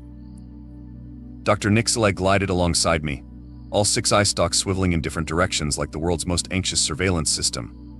The atmospheric pressure is becoming problematic. That was an understatement. The corridor ahead was starting to look like a heat mirage, which was impressive considering it was also approaching temperatures that would make a penguin ask for a sweater. The station's environmental systems weren't just failing, they were having what humans would call a mental breakdown. Okay, time for a creativity check, I muttered, pulling up short at a junction. The cubs, who had been surprisingly well-behaved, only 3 attempted escapes and 1 half-hearted attempt to eat a light fixture, clustered around my legs. We've got 3 possible routes to the emergency shelter. One's too hot, one's too cold, and one's got gravity fluctuations that would make a roller coaster jealous. Perhaps we should, Dr. Nix-LA began, but they were interrupted by a distant sound that reminded me of a garbage disposal trying to digest a metal chair. Change of plans, I announced, quickly distributing emergency gear. Everyone grab a buddy and a thermal blanket. Jovian floaters, you're our advanced scouts. Those gas bags of yours are perfect for detecting pressure changes. Crystal crawler eggs go in the insulated carrier, and somebody please make sure Vex stops trying to adopt that maintenance droid. The droid in question beeped pathetically as Vex attempted to groom it with their secondary tongue. At least the cub's parental instincts were kicking in at a convenient time. But the designated evacuation routes, Dr. Nix-LA protested, are probably about as useful as a chocolate teapot right now, I finished, already hurting our charges toward what maintenance logs labeled as Storage Shaft 7B, but what I discovered was actually a pretty decent shortcut during my late-night snack runs. Sometimes you have to think outside the box, or in this case, inside the maintenance shafts. That's when I unveiled my secret weapon, the anti-grav card I'd modified for just such an occasion. Well, technically I'd modified it for moving heavy supplies, but I'd always suspected it might come in handy for an impromptu evacuation. All aboard the HMS, please don't let this plan fail, I announced with more cheer than the situation probably warranted. Crystal crawler eggs in the padded compartment, smaller species in the main carriage, and Vrextheer cubs. Well, you 3 just keep doing what you're doing. What they were doing, as it turned out, was forming a surprisingly effective honor guard around the cart, their predator instincts apparently extending to protecting smaller species in times of crisis. Who knew apex predator cubs could be so helpful when they weren't trying to eat the furniture? This is highly irregular, Dr. Nix-LA observed as I began securing everyone in place with a combination of safety harnesses and what might have been slightly too much bubble wrap. Irregular is what humans do best, I replied, checking the cart's power supply. Besides, irregular beats frozen, cooked, or subjected to gravity that can't make up its mind. The next 20 minutes were a blur of problem-solving that would have made MacGyver proud. We used emergency thermal blankets as makeshift slides over the really bad patches. The Jovian floaters turned out to be excellent at neutralizing gravity fluctuations when properly motivated. Turns out they really like those quantum carrots I keep in my emergency kit. And the Vrextheer cubs? They apparently have a previously undocumented talent for detecting structural weaknesses before they become structural failures. Left here, I called out as Rix's whiskers started vibrating like crazy. 3 seconds later, the corridor we would have taken collapsed with a sound that suggested the station's architects might want to review their warranty policies. We had to stop twice, once for an emergency diaper change that violated at least 3 laws of thermodynamics, and once because the Martian crystal crawler eggs decided this was the perfect time to start their pre-hatching harmonics. Do you know how hard it is to maintain a stable resonance field with makeshift equipment, while also preventing 3 overexcited Vrextheer cubs from investigating what they probably thought was the world's most interesting sound toy? But the real challenge came when we reached the final stretch. The emergency shelter was just ahead, through a section of corridor that was alternating between sauna and deep freeze every 30 seconds. Well, I said, looking at my charges who were all displaying various species-appropriate signs of either excitement or terror. With some species, it's really hard to tell the difference, who's ready to learn about human timing. Dr. Nix-LA's eye stalks all curved in that way that meant they were calculating the odds of survival and not liking the results. Please tell me you're not planning what I think you're planning.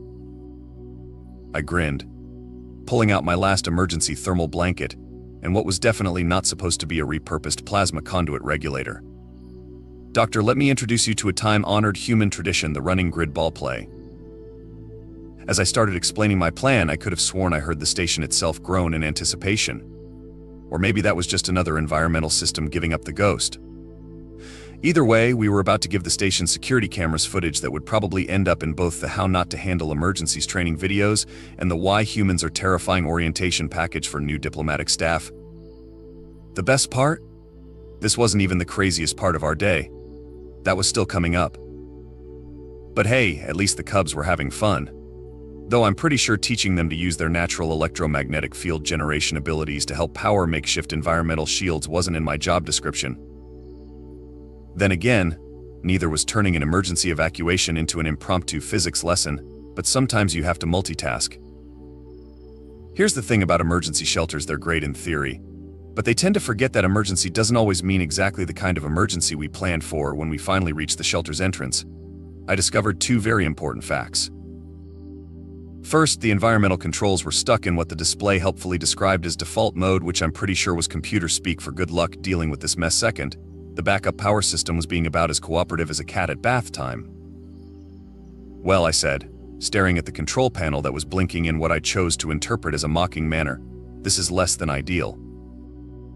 Dr. Nix LA's eye stalks were doing their best impression of an anxiety-driven interpretive dance. The shelter's atmospheric processors cannot maintain separate environments for multiple species in this condition. The cubs, who had been remarkably well behaved during our adventure through the station's maintenance shafts, chose this moment to demonstrate why their species was considered the galaxy's apex predators. Trix started methodically testing the shelter's wall panels for structural weaknesses, while Vex and Rix coordinated what appeared to be a tactical assessment of the ventilation system. That's when I had what Dr. Nix LA would later call one of those terrifying human moments of inspiration. "Hey kids," I said, reaching into my now considerably lighter emergency kit, "who wants to help build a fort?" The universal translator hiccuped, trying to convey the concept of fort to multiple species at once, but some ideas transcend language. The cubs' whiskers perked up immediately, and even the Jovian gas floaters bobbed with interest. Parker, Dr. Nix LA said in that tone that meant they were trying very hard to be patient, "This is hardly the time for implementing an emergency environmental control solution using available materials and cooperative effort." I grinned, already laying out supplies. "I couldn't agree more. Trix, sweetie, that support beam is load-bearing. Let's find you something else to chew on." What followed was either the galaxy's most impressive display of improvisational engineering or its most elaborate playdate, possibly both. We used thermal blankets and portable force field generators to create separate environmental zones. The Vrexthier cubs, it turned out, were surprisingly good at maintaining the structural integrity of our makeshift habitats once I convinced them it was a game of protect the nest. The Jovian floaters used their natural buoyancy to help create air circulation patterns that would have made a fluid dynamics professor weep with joy. The crystal crawler eggs, which had finally decided to start their hatching sequence, actually helped stabilize the temperature gradients with their crystalline resonance. This is Dr. Nix LA observed as our shelter within a shelter took shape, actually working. "Never underestimate the combined power of desperate humans and cooperative children," I replied, using bubble wrap and emergency sealant to reinforce a particularly tricky corner. "Besides, this isn't even the craziest thing I've built with daycare supplies. Remember the great glitter incident of last month?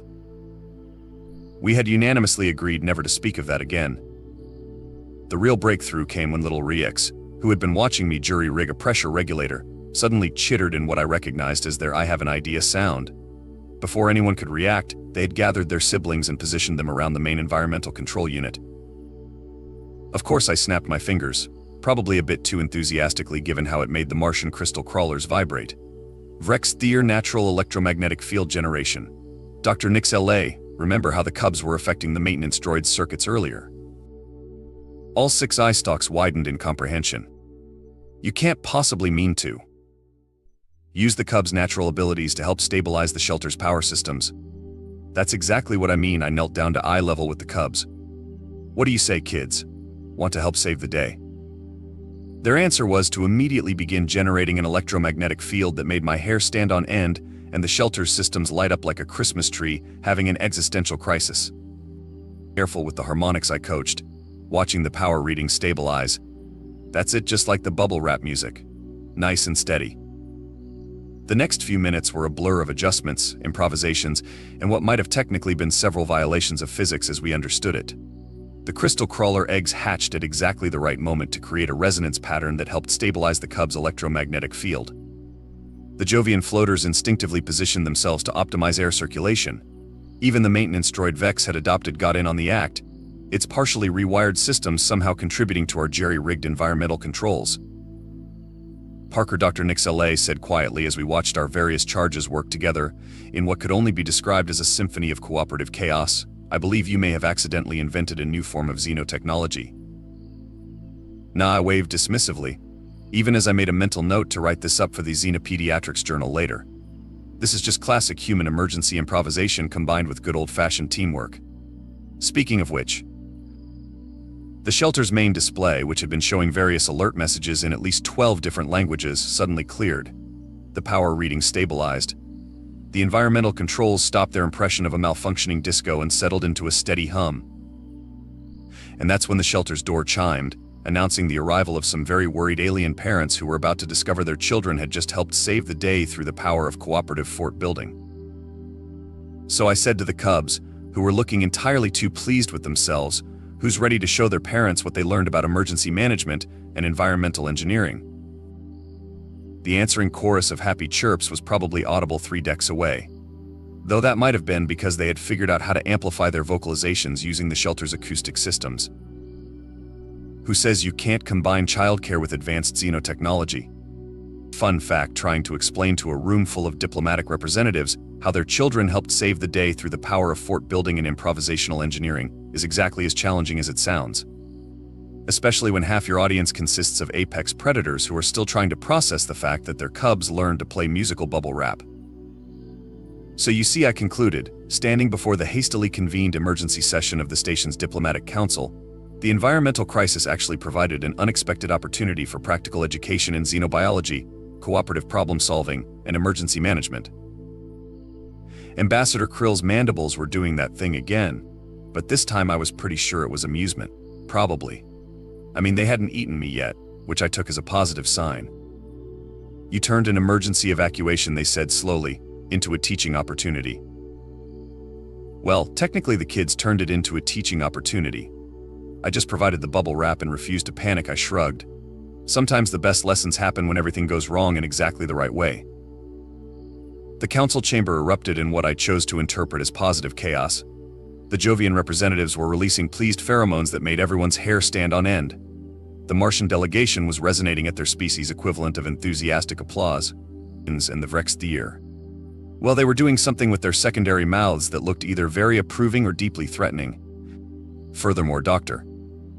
Nix L.A. added, their eye stalks curved in what I now recognized as pride. Caretaker Maxwell's methods have resulted in unprecedented advances in cross-species cooperation among our younger charges. The crystal crawler hatchlings have formed a symbiotic relationship with the Vrextheer cubs. And the Jovian floaters are showing remarkable progress in their spatial awareness training. They're using the cubs' electromagnetic fields as navigation beacons, I explained. Turns out apex predator babies make excellent teaching assistants when they're not trying to eat the furniture. That's when Ambassador Krill did something unprecedented in the history of human Vrextheer relations. They laughed. Not the usual predatory chuckle that made most species check their evacuation routes, but a genuine laugh that sounded like a combination of purring and wind chimes. The Vrextheer Dominion, they announced, mandibles still twitching with amusement, would like to formally request that Caretaker Maxwell be appointed as the official guardian for all Vrextheer young on this station. The silence that followed was broken only by the sound of Dr. Nix L.A.'s eye stalks all swiveling to stare at me at once. Thank you, I managed, trying not to show how much I was internally freaking out. Though I should probably mention that my lion-whispering credentials might have been slightly exaggerated. You maintained the safety and well-being of our cubs during a station-wide crisis, Ambassador Krill replied. You taught them valuable skills through what I'm told is the human concept of play, and most importantly, you showed them how to cooperate with other species without compromising their predatory instincts. They paused, all 4 eyes glinting. The fact that you did this while apparently making up most of your plan as you went along only makes it more impressive. That's kind of our species' specialty, I admitted. We call it winging it with style. And that, believe it or not, is how I became the first human officially entrusted with the care of Vrextheer young. It's also how the station's daycare center ended up with a permanent emergency fort building supplies section, and why the Xenopediatrics manual now includes a chapter on innovative cross-species cooperation techniques, human edition. The cubs? They're doing great. We've moved on from bubble wrap music to what I'm calling synchronized electromagnetic resonance art. The maintenance droid that Vex adopted is now our official classroom assistant, though it still beeps nervously whenever anyone mentions the evacuation incident. Dr. Nix L.A. has stopped having anxiety attacks every time I announce I have an idea, though they do keep an emergency response team on standby, just in case. The crystal crawler hatchlings have formed what amounts to a fan club for the Vrextheer cubs, and the Jovian floaters are teaching everyone the basics of zero-gravity dance. As for me? Well, let's just say my emergency kit now includes twice as much bubble wrap, a complete fort building toolkit, and a note from the station's engineering department begging me to please warn them the next time I plan to revolutionize xenotechnology through the power of improvised childcare. But hey, at least no one questions my qualifications anymore. Though I still haven't told them about the Wolverines being stuffed animals. Some mysteries are better left unsolved. And if anyone asks how humans became the galaxy's most trusted babysitters, just tell them it's because we know that sometimes the best solution to a crisis is a combination of quick thinking, endless adaptability, and an emergency supply of bubble wrap. Trust me, it works every time. Usually, most of the time. Okay, at least 60% of the time, but those are pretty good odds in the childcare business. End note: the station's safety protocols now include a section titled The Maxwell Protocols for Unexpected Cross-Species Cooperation. I'm trying not to let it go to my head, but the Cubs did make me a crown out of spare parts and bubble wrap, so I think a little pride is justified. Kieran Thorne didn't expect to start an interstellar incident during his first week at the Galactic Cultural Exchange University, but then again, he hadn't expected the university's cafeteria to serve something that looked like violet mashed potatoes and hissed when poked either.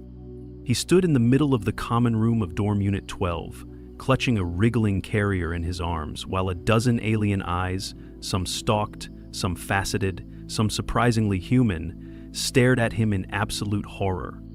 From within the carrier, a low growl emerged. "I told you he doesn't like strangers," Kieran muttered, lifting the carrier to eye level. "You're fine, buddy. Just a couple of curious classmates. No need to go full jungle panther."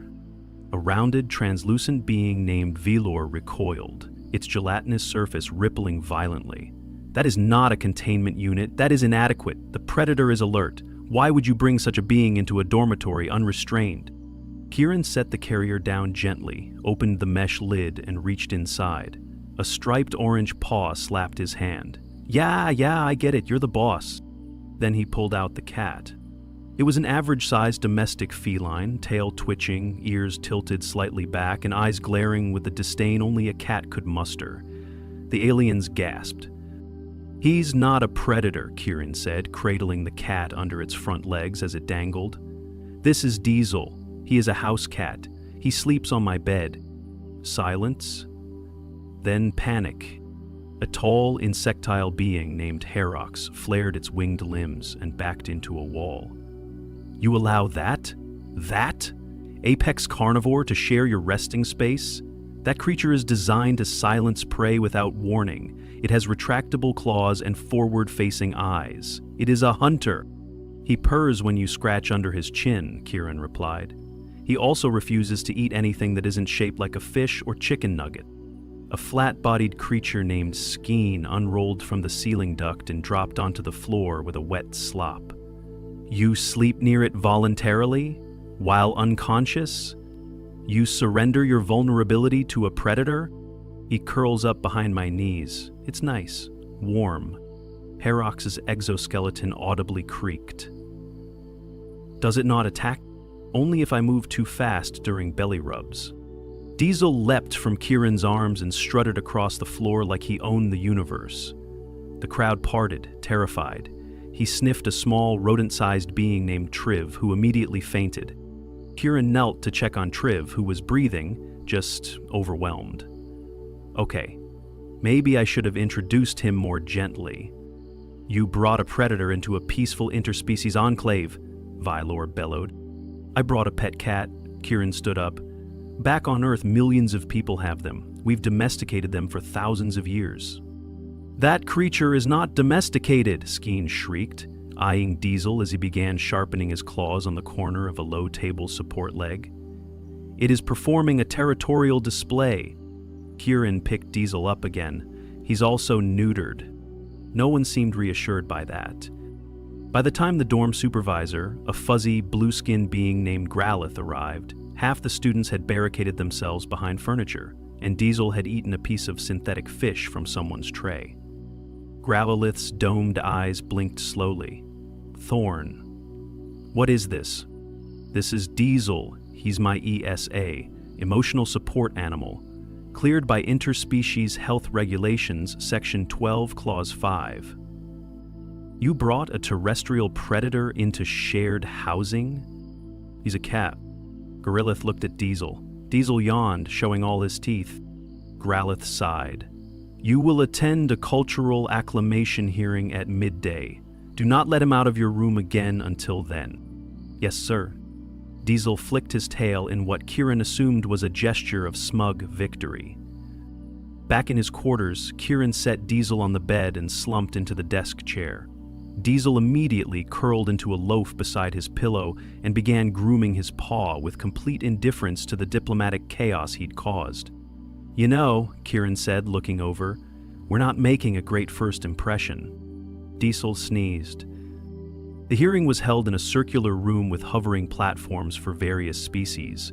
Kieran sat alone at the center, Diesel in his carrier beneath the table. A panel of 5 faculty members representing different species presided. Growlithe opened the proceedings. Kieran Thorne, you are requested to justify the presence of a biological predator from Earth in a shared living space with prey-identified species. Kieran stood. Respectfully, Diesel is not a threat. He's been raised in a domestic environment since he was a kitten. He doesn't hunt, he naps, he eats, he ignores me unless it's feeding time. A being with a long neck and delicate fins named Professor Miel leaned forward. Is it not true that domestic cats retain all instinctual predatory behaviors? In theory, sure, Kieran said. But so do humans, and we've managed to get along with over 600 species on this campus. Your species is not the concern, said a deep-voiced, rock-skinned being named Aurochs. You are an apex predator. You understand the codes of dominance and control. Prey species do not. I can keep Diesel contained, Kieran offered, but isolating him constantly would affect his well-being. He's used to companionship. He sleeps on my bed. That did it. The room erupted. He shares your nesting platform? You allow nightly proximity to a fanged carnivore? Miel tapped a fin on the console. Order, order! Kieran waited until the noise died. Look, I get it. You're not used to this. But humans have lived with cats for thousands of years. They've been part of our civilizations, our homes, our lives. He's not a weapon. He's my friend. He's helped me through things. He hesitated, then added, I lost someone. Diesel was there. He slept next to me when I couldn't sleep. He woke me up when I forgot to eat. He kept me alive. So yeah, I let him sleep on my bed. I need him. There was silence.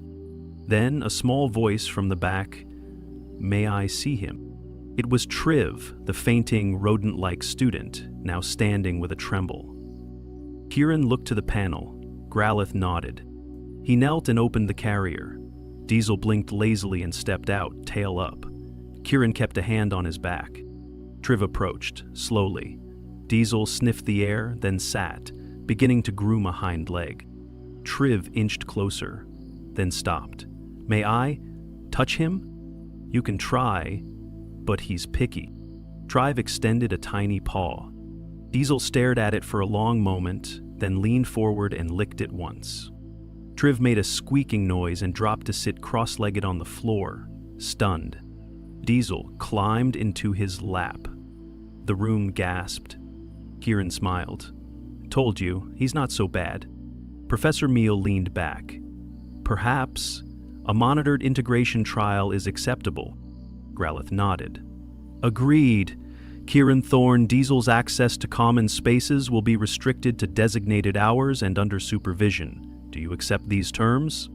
Yes, sir. Then this matter is provisionally resolved.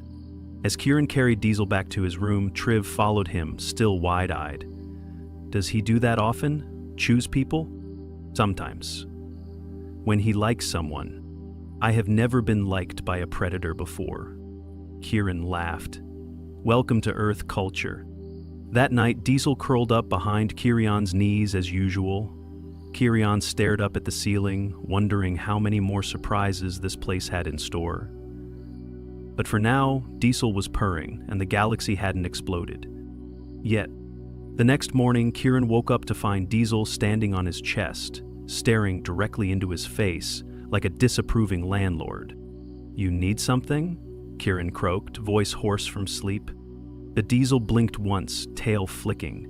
Then he stepped off slowly and stalked to the door, pausing beside his food bowl with the silent weight of royal expectation. Kieran groaned, swung his legs over the side of the bed, and limped toward the nutrition unit. His left ankle gave a tiny pop, probably from the weird way he'd slept, half curled to avoid kicking Diesel. He dropped a pouch of rehydrated chicken blend into the dispenser. "You know, I could have gone to any university. Earth has entire planet-side academies, but no, I picked the one with 17 species and not a single cat lover." Diesel didn't respond, already chewing with the enthusiasm of a creature who believed every meal might be the last. By third bell, Kieran arrived at his comparative biology lab and immediately realized something was off. The classroom, normally a hum of clicking mandibles, fluttering tendrils, and low-frequency chittering, had gone silent when he entered. All heads turned toward him. A bipedal student with a semi-translucent thorax and iridescent eyes stepped forward. "I have a question," she said, her voice harmonizing across two tones. "Is it true that your companion can survive terminal falls?" Kieran squinted. "You mean Diesel?" "Yes, it was relayed to me that he can descend from elevated structures multiple times his own height without structural compromise. Cats have a righting reflex," he said. "They twist mid-air to land on their feet. Doesn't mean they're invincible. Why?" "I may have misunderstood the boundaries of terrestrial physics," she admitted. "I attempted to replicate the maneuver with my nesting sibling. The results were unfavorable." An awkward pause. "You threw your sibling off something?" "From a ventilation duct. He is still recovering." Before Kieran could respond, Professor Engitha entered, her carapace glinting under the overhead lights. She gestured for the students to take their seats with a wave of her clawed digits. Kieran sat near the back. He noticed Triv already there, seated on a foam perch adapted for his species, eyes locked onto Kieran like he was about to reveal a sacred scroll. Engitha began her lecture on cross-species neural architecture, but partway through, her compound eyes swiveled toward Kieran. "Mr. Thorne, your feline's ocular structure, describe its function?" Kieran blinked, unprepared. Cats have vertical slit pupils. They adjust faster than round ones. Helps them hunt in low light." "Interesting.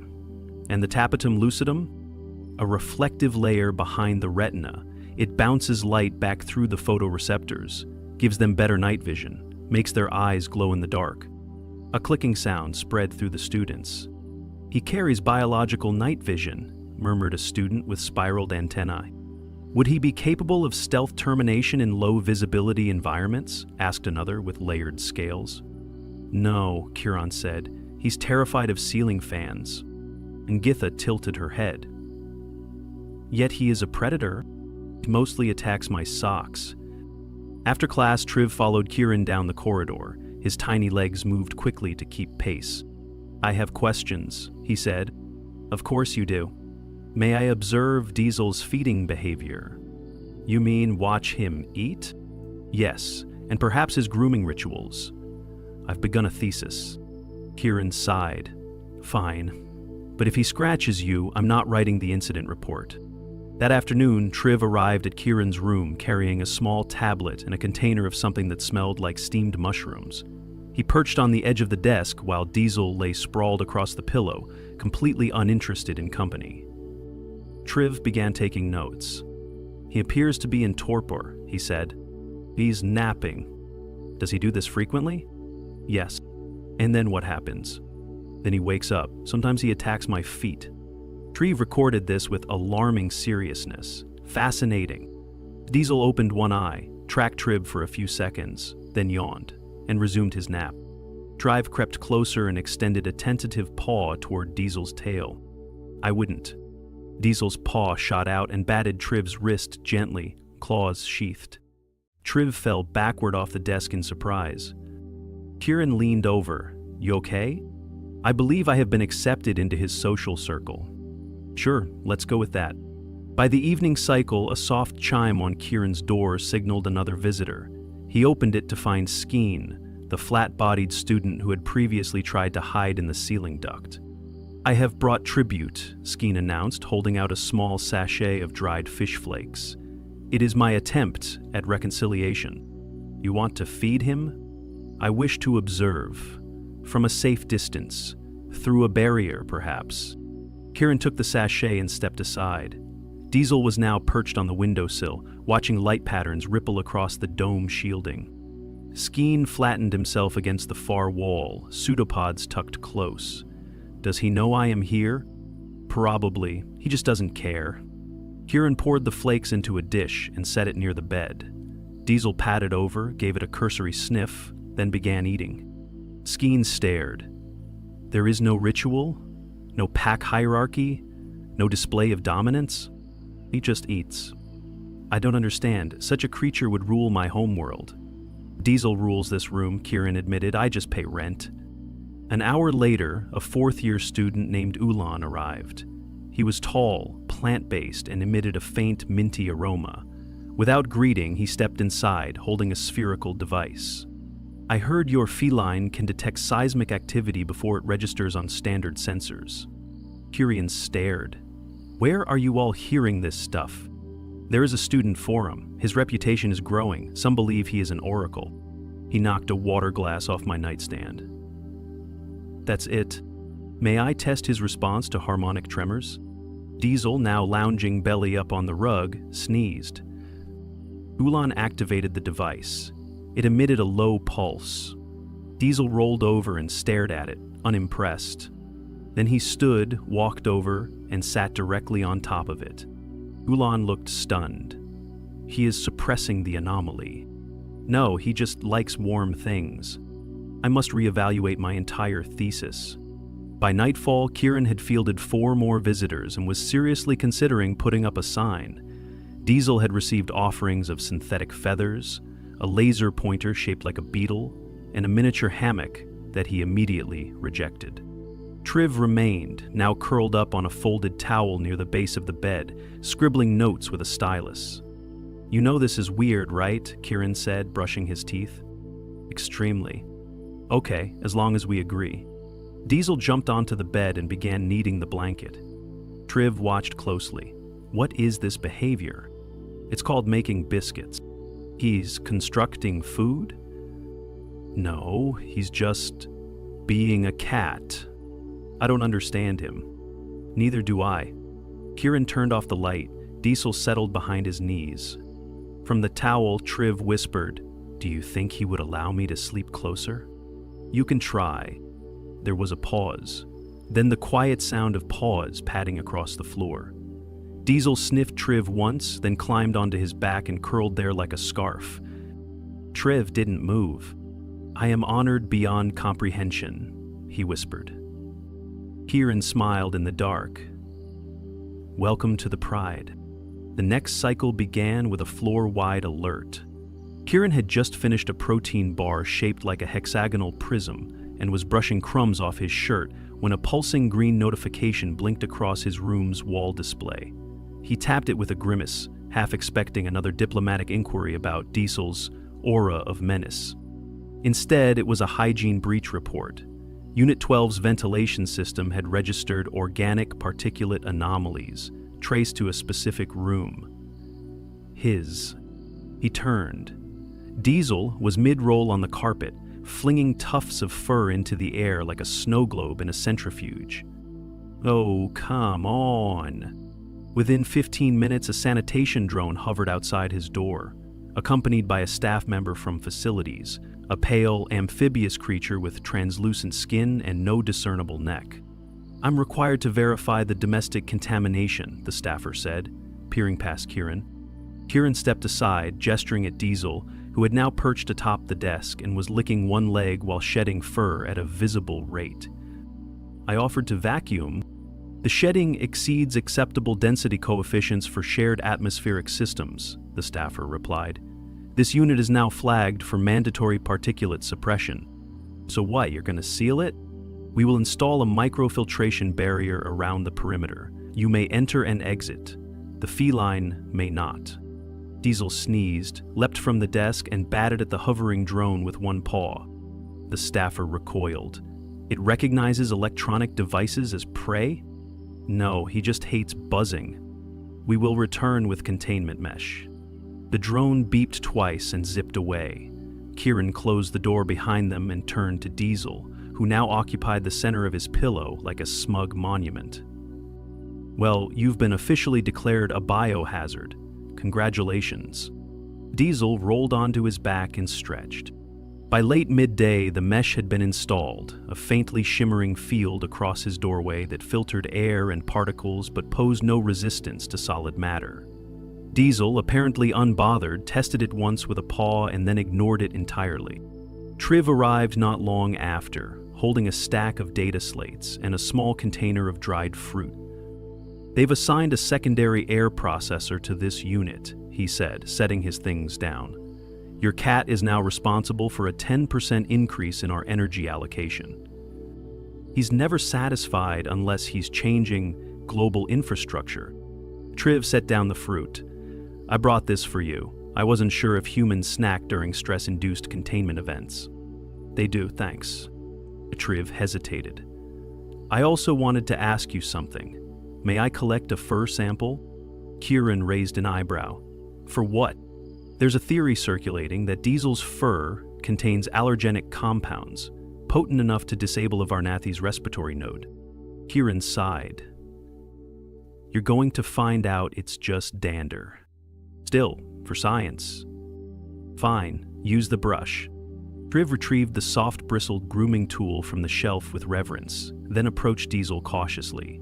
The cat watched him with narrowed eyes, but didn't move. One slow stroke, then another. Triv's ears twitched. It's softer than I expected. Don't tell him that, he'll get arrogant. The grooming continued for several minutes, during which Diesel began purring loudly enough to vibrate the desk. I think he's bonding with you, Kieran said. Triv looked up. How will I know if I'm accepted as kin? If he kneads your stomach like dough or brings you an insect, you're in. Triv tilted his head. That is a gift exchange ritual? More or less. There was a sudden knock. A second-year engineering student with rust-colored scales and a belt full of tools stood in the entryway, fidgeting. I heard about the filtration mesh, she said.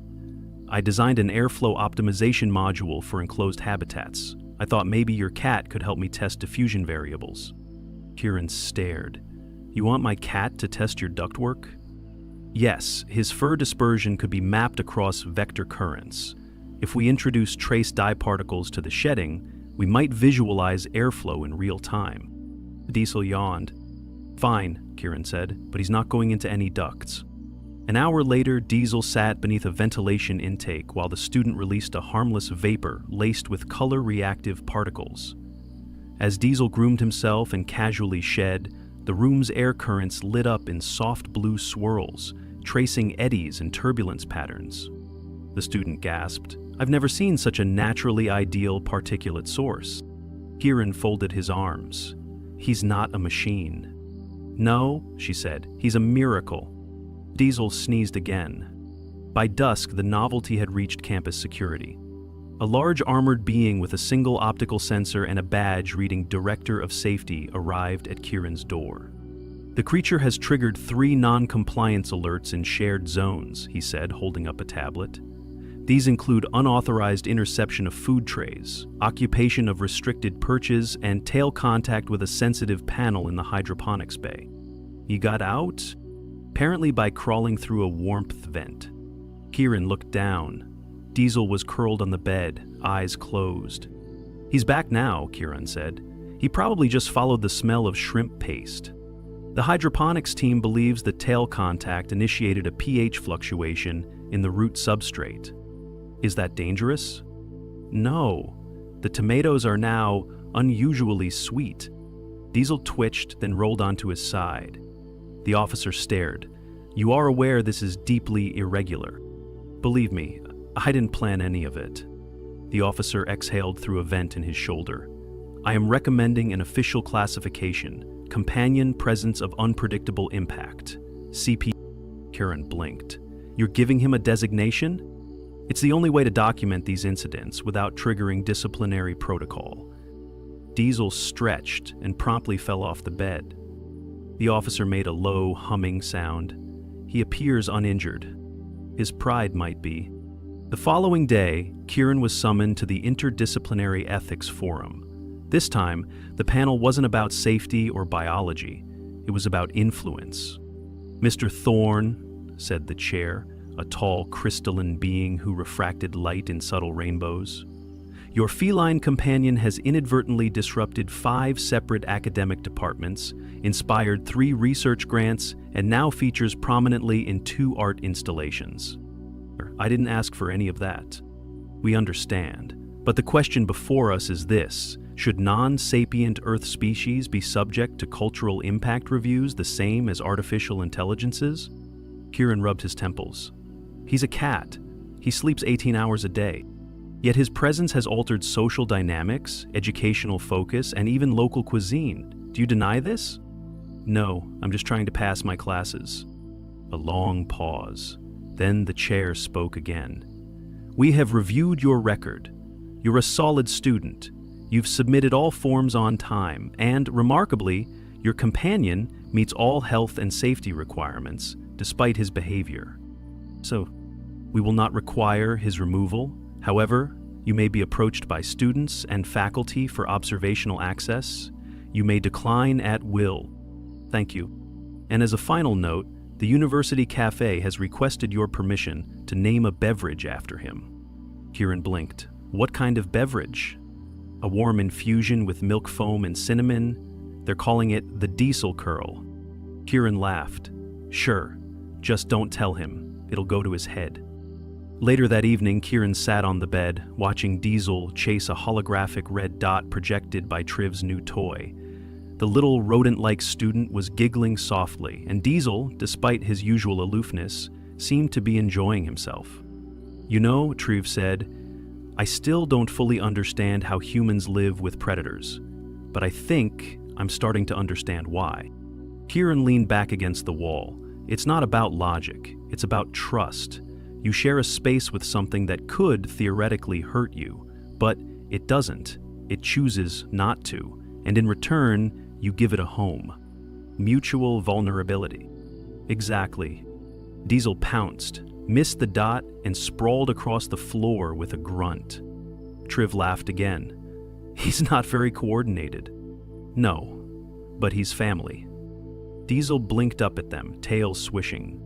Triv picked up his tablet. "I'm going to write a paper called Domesticated Apex, Functional Paradox in Human-Animal Bonds. Good luck explaining that to your advisor. I'll just show them a picture." Kieran reached over and scratched Diesel behind the ears. For once, Diesel didn't swat him. Everything was, improbably, exactly as it should be. The problem with being the only xenozoologist on Kepler 186f wasn't the isolation, the deadly predators, or even the perpetual twilight that made Earth's gloomy Seattle winters look positively cheerful. No, the real problem was having no one to appreciate my absolutely brilliant commentary on the absurdity of my situation. Recording day 847, I spoke into my datapad, watching as a 6-legged herbivore that I'd nicknamed George munched on the bioluminescent vegetation near my research station. Subject continues to demonstrate remarkable inability to notice when he's being stalked. Betting pool on George's survival remains open. Current odds, not great. I'm Elena Martinez, and somehow I'd convinced the Interstellar Research Council that sending me alone to study the wildlife on humanity's latest colonization prospect was a good idea. Their exact words were uniquely qualified, but I'm pretty sure what they meant was only person crazy enough to volunteer. The research station sat perched on a ridge overlooking the Valley of Perpetual Mistakes. My name for it, not official, though I was working on that. Every day, I watched the planet's various species make questionable life choices from the safety of my reinforced observation dome. The valley featured a lovely mix of dangerous flora, even more dangerous fauna, and the occasional cosmic ray that made Earth's UV index look like a nightlight. But the real stars of my impromptu wildlife documentary were the night stalkers. Picture a cross between a panther, a wolf, and your worst nightmare. Then add 2 extra sets of eyes and the kind of intelligence that makes you seriously question your place on the food chain. They were the apex predators of this world, and they knew it. Night Stalker pair approaching from the northeast, I narrated, zooming in with my cameras. Female displaying typical hunting behavior, male following with all the subtlety of a drunk elephant. Reminder to self, update species description, to note that despite evolutionary advantages, some individuals still manage to be absolutely terrible at their jobs. The pair moved like liquid shadows through the phosphorescent undergrowth, their scales shifting colors to match their surroundings. Well, the females did. The male kept cycling through patterns like a malfunctioning Christmas display. I'd spent nearly 3 Earth years studying these magnificent creatures, cataloging their behaviors, and occasionally hiding in my panic room when they got a little too curious about the strange biped in their territory. We'd developed what I like to call a professional understanding. They pretended not to notice me, and I pretended not to notice when they deliberately posed for my cameras. Additional note, I added, suppressing a yawn as I checked the time. Day 847 marks the 3rd consecutive week of night shift observations, because someone, not naming names but it rhymes with Eleanor, forgot that predators are most active during the darkest hours. Future researchers, please remember, coffee does not ship well across interstellar distances. Plan accordingly. Little did I know, my carefully maintained routine of observation and sarcastic commentary was about to be completely upended. The universe, it seemed, had decided that my life wasn't interesting enough. It was about to throw me a curveball that would either make my career or end it, possibly along with my life. But first, I needed more coffee. I'd like to say the universe waited until I'd at least finished my coffee before throwing chaos my way. It didn't. The distress call, if you could call it that, came in the form of peculiar yowling sounds from just beyond my station's perimeter. Now, on a planet where everything either wants to eat you or poison you, often both, investigating strange noises ranks somewhere between juggling plasma cores and licking unknown fungi on the scale of bad ideas. For the record, I muttered into my datapad, if this is how I die, I want my epitaph to read, she died doing what she loved, making questionable decisions in the name of science. The sound came again, weaker this time. My sensors showed no adult night stalkers in the immediate vicinity, which was either really good news or really bad news. In my experience, there's rarely any in-between on Kepler 186f. I grabbed my field kit, sealed my envirosuit and stepped out into the perpetual twilight. The bioluminescent flora cast enough light to navigate by, painting everything in shades of blue and purple. The yowling led me to a dense thicket of what I called sparkleweed, on account of its tendency to shed glowing spores when disturbed. "Oh no," I breathed, spotting the source of the sounds. "Oh no, no, no." There, tangled in the sparkleweed's sticky fronds, were 2 night stalker cubs. Their scales hadn't yet developed the full color-changing abilities of adults, leaving them stuck in a patchy pattern of greys and blues. One was completely trapped, while its sibling made pitiful attempts to free it. Recording emergency addendum, I spoke quietly. Day 847, approximately 0300 hours, have discovered 2 juvenile night stalkers, estimated age 3 to 4 months. One severely entangled in Luminara adhesiva sparkleweed. No sign of parent. Cubs show signs of dehydration and distress. The free cub hissed at me, trying to look threatening. It might have succeeded if it hadn't also been hiccuping glowing spores. "Listen here, tiny terror," I said, slowly crouching down. "I know you're trying your best to be scary, but right now you look about as threatening as a grumpy kitten at a disco party." I pulled out my bioscanner, confirming what I'd suspected. They'd been alone for at least 12 hours. In the wild, night stalker cubs never left their mother's side for more than an hour until they reached maturity. Something had happened to their parent, and these 2 wouldn't survive another day without help. Right then, I started unpacking my field kit. Let's add potential death by angry returning parent to my list of workplace hazards. Still better than the faculty meetings back on Earth. The free cub watched with all 6 eyes as I prepared a solution to dissolve the sparkleweed's adhesive. Its sibling had stopped struggling. which worried me more than the prospect of Mama Night Stalker returning to find a human manhandling her babies. "You know," I told the standing cub as I worked, "most xenozoologists get to make their breakthrough discoveries from nice, safe observation blinds. But no, Elena Martinez has to get up close and personal with the offspring of the planet's apex predator. My doctoral advisor would be having an aneurysm right now." The dissolving agent worked quickly, and soon I had one very sticky, very frightened cub free from the sparkleweed. Both cubs were severely dehydrated and covered in glowing spores. They needed medical attention, and I was the only option available on this twilight death world. "All right, children of the night," I said, taking off my outer jacket to make a carrying sling. "Time to trust the weird bipedal alien. I promise the next few hours will be less traumatic than your sparkleweed disco adventure." To my absolute shock, they didn't resist when I gathered them up.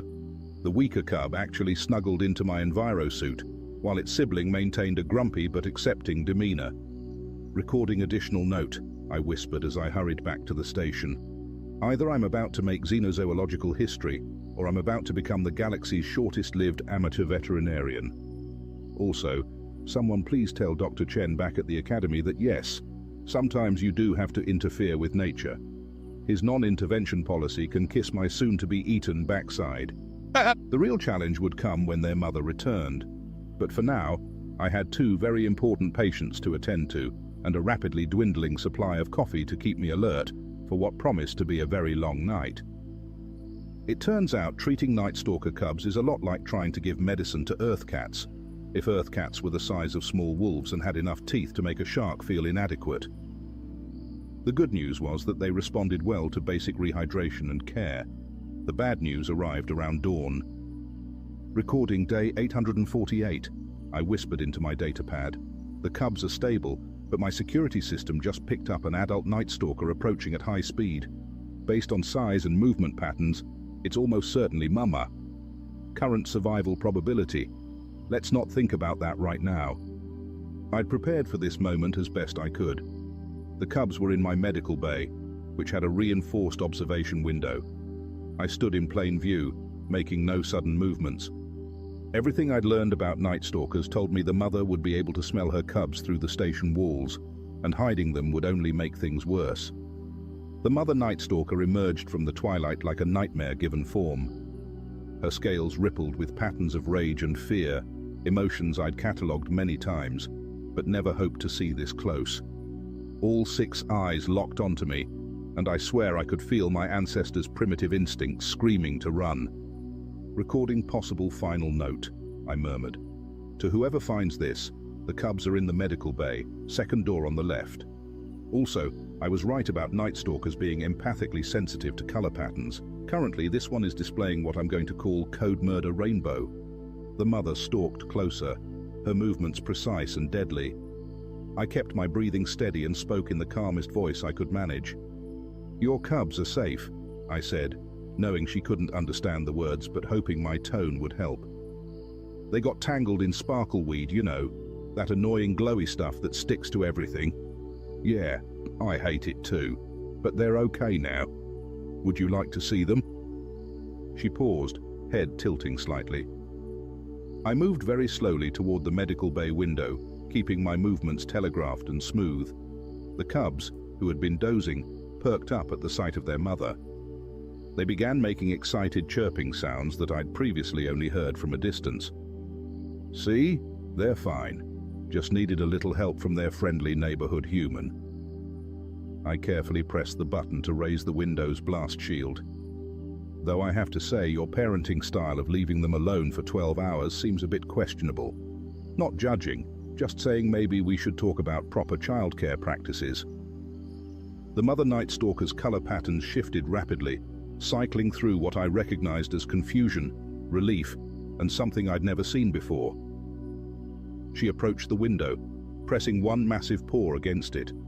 The cubs rushed to the other side, leaving glowing paw prints from their still spore-covered feet.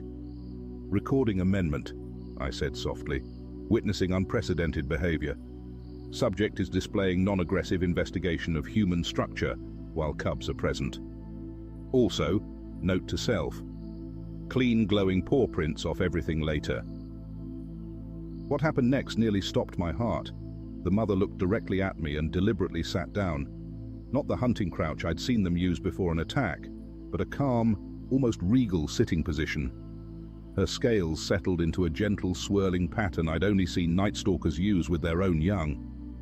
"Well," I said, fighting to keep my voice steady, "either I'm about to make scientific history, or this is an elaborately planned pre-dinner show. Since I'm feeling optimistic, let's try something really stupid." Moving with the same deliberate slowness, I opened the medical bay door. The cubs immediately bounded out, covering me in more glowing paw prints before rushing to their mother. I stood perfectly still as 300 pounds of apex predator approached me with 2 excited cubs bouncing around her feet. She stopped less than a meter away, lowered her massive head to my eye level, and did something that changed everything I thought I knew about alien intelligence. She blinked, slowly and deliberately, with all 6 eyes. "Recording critical observation," I whispered, as tears began rolling down my cheeks. Day 848 marks the first recorded instance of a night stalker displaying the universal signal of trust toward a human. Also marking the first time a xenozoologist cried in front of her research subject. Maintaining professional dignity is no longer a priority. If someone had told me at the start of my mission that I'd end up running an alien predator daycare, I would have questioned their sanity, their sobriety, or both. Yet here I was, 3 weeks after the Sparkleweed incident, watching my security monitors light up with another Night Stalker approach. Recording day 869, I sighed into my datapad. That makes the 4th set of visitors this week. Apparently word of mouth works even when said mouth contains enough teeth to make a tyrannosaur jealous. The approaching Night Stalker moved with an unusual gait, and it didn't take long to see why. Trotting alongside her was a cub with an obviously injured leg. They headed straight for my station's main entrance, which by now had more Night Stalker scent marks around it than a feline social media convention. "Welcome to Dr. Martinez's house of slightly concerning life choices," I announced as I suited up. "Today's special is basic first aid with a side of professional reputation suicide." The mother... I'd started calling her Limpy's mum in my notes, for obvious reasons. Waited patiently as I examined her cub. The little one had managed to get its leg caught in what I suspected was a carnivorous vine trap. These creatures really needed to work on their situational awareness. "You know," I told the mother as I cleaned the wound, "back on Earth, we have this saying about it taking a village to raise a child. I don't think they meant for that village to consist of one slightly unhinged human scientist, but here we are." The original mother and her cubs still visited regularly, usually bringing me samples of their kills, because apparently I now qualified for their version of a gift basket. The cubs had taken to leaving glowing paw prints on my windows, which I'd given up trying to clean. My research station looked like it had been decorated by a rave-loving Jackson Pollock. "Recording supplemental observation," I narrated while applying a biodegradable bandage to the cub's leg. "Subject population continues to demonstrate remarkable ability to communicate complex information between family groups. Current theory: they've either developed an extensive gossip network about the helpful bipedal idiot, or they're all laughing at me in a language I can't understand. Both scenarios seem equally plausible." Word spread faster than a rumor in a small-town coffee shop. By the end of the month, I had regular visits from no fewer than 6 different family groups. They brought me their injured, their sick, and occasionally their just plain clumsy offspring. One particularly memorable afternoon, a male Night Stalker, distinguishable by his complete inability to maintain camouflage patterns, showed up with 3 cubs who had gotten into something similar to Earth's poison ivy. "I don't suppose any of you would be willing to fill out a patient satisfaction survey?" I asked the assembled group of predators lounging around my station's perimeter. "No? How about a Yelp review? 5 stars. Great service, minimal screaming, excellent with cubs." The adults had taken to hunting in shifts near my station, leaving their cubs in what they apparently considered safe territory while they secured food. This led to some interesting moments when supply ships arrived. "No, Captain Rogers, your eyes are not deceiving you. I explained over the comlink to a very confused delivery pilot. Those are indeed night stalkers napping around my landing pad. Yes, they're supposed to be there. No, they won't eat you. Probably. Just land slowly and try not to look delicious. My daily reports to the Research Council became increasingly entertaining to write. 0600, treated minor laceration on juvenile night stalker. 0800, removed parasitic organism from cub's ear canal. 1000, discovered cubs have learned to activate my door's motion sensors for fun. 1200, attempted to explain to adult night stalker why cubs cannot live in my station permanently. 1400, failed to explain above point convincingly. 1600, resigned self to role as alien predator kindergarten teacher. The truly fascinating part was watching how the species adapted their behavior around the station. They began marking safe paths for their cubs to follow, creating what amounted to a primitive highway system leading right to my door. The adults would take turns standing guard, their color patterns shifting in what I began to recognize as a complex communication system. Recording behavioral note, I whispered one evening, watching a young mother being instructed by an older one on the proper way to present an injured cub to me. Witnessing unprecedented cross-generational knowledge transfer. Also witnessing what appears to be the galaxy's first alien predator masterclass in how to train your human. My research station, once a solitary outpost of scientific observation, had become something between a wildlife clinic and an interspecies community center. The original mother, now dubbed First Mum in my entirely professional scientific notes, had taken to leaving fresh kills by my door. I tried not to take it personally when they were still slightly alive. I appreciate the thought, I told her after one such delivery, but I do have food synthesizers. Also, my definition of fresh meat and yours seem to differ significantly on the subject of movement. Perhaps the most surprising development was how the cubs began treating the station as a safe space during their learning hunts. More than once, I'd watched through my cameras as a young night stalker, embarrassed by a failed hunting attempt, would slink to my station for what I could only describe as a pep talk. Yes, I saw you miss that six-legged rabbit thing, I consoled one such visitor. But you know what? When I first landed here, I walked face first into a sparkleweed patch. We all have our off days. The problem with making groundbreaking scientific discoveries is having to convince other scientists you haven't completely lost your mind, especially when your evidence includes video feeds of apex predators using your research station as a daycare center. Let me get this straight, Dr. Martinez, Dr. Thompson said during our monthly video conference, his bushy eyebrows trying to escape his forehead. You're claiming that Kepler 186f's most dangerous predatory species is bringing you their injured young for medical care. No, I corrected him, keeping my face perfectly serious.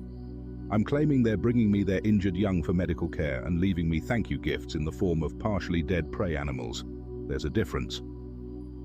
Right on cue, a night stalker cub chose that moment to press its face against my window, leaving yet another set of glowing paw prints.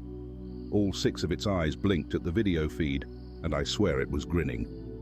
As you can see, I gestured to the window, I'm running what amounts to the galaxy's first alien predator preschool, complete with finger painting, though they prefer to use bioluminescent spores. The Scientific Council's collective expression suggested they were considering whether isolation had finally broken my sanity. Dr. Chen, my old advisor, looked like he was having that aneurysm I'd predicted. This goes against everything we know about predatory species behavior, he sputtered. It violates basic survival instincts. It's happening right outside my window, I finished for him. Would you like me to pan the camera around to show you the 6 adult night stalkers currently having what appears to be a parents' association meeting near my landing pad? I did just that, revealing the group of massive predators lounging in the perpetual twilight. One of them, First Mum herself, looked directly at the camera and slowly blinked all 6 eyes. That one's saying hello, I explained. She's also probably wondering why I'm talking to a screen instead of attending to her cub's latest attempts to redecorate my station with glowing paw prints. Dr. Martinez, Dr. Thompson tried again, while your observations are interesting, we need more concrete data, reproducible results, scientific verification. Oh, absolutely, I agreed cheerfully. I've attached 6 weeks of continuous video footage, detailed behavioral analyses, medical records for 27 different cubs from 12 family groups, and a rather impressive collection of glowing paw print patterns that I'm thinking of submitting to an art gallery. Also, 3 different supply ship pilots have submitted sworn statements that yes, those are actually Night Stalkers napping around my landing pad. The council fell into a stunned silence as they reviewed the data on their screens. I used the moment to wave at another cub who had joined the window art exhibition. I'm also noting, I continued, that this behavior appears to be spreading through the species via social learning. In the past month alone, I've documented 14 new family groups approaching the station, all displaying the same learned behaviors as the original group. I'd demonstrate their greeting ritual, but I'm afraid I can't blink my eyes independently, much less do it 6 times in sequence. Dr. Chen looked like he was about to launch into another lecture about non-intervention in natural behaviors, but I cut him off. Before you say it, yes, I know this defies conventional wisdom about predator species. Yes, I'm aware this will rewrite several chapters in xenobiology textbooks.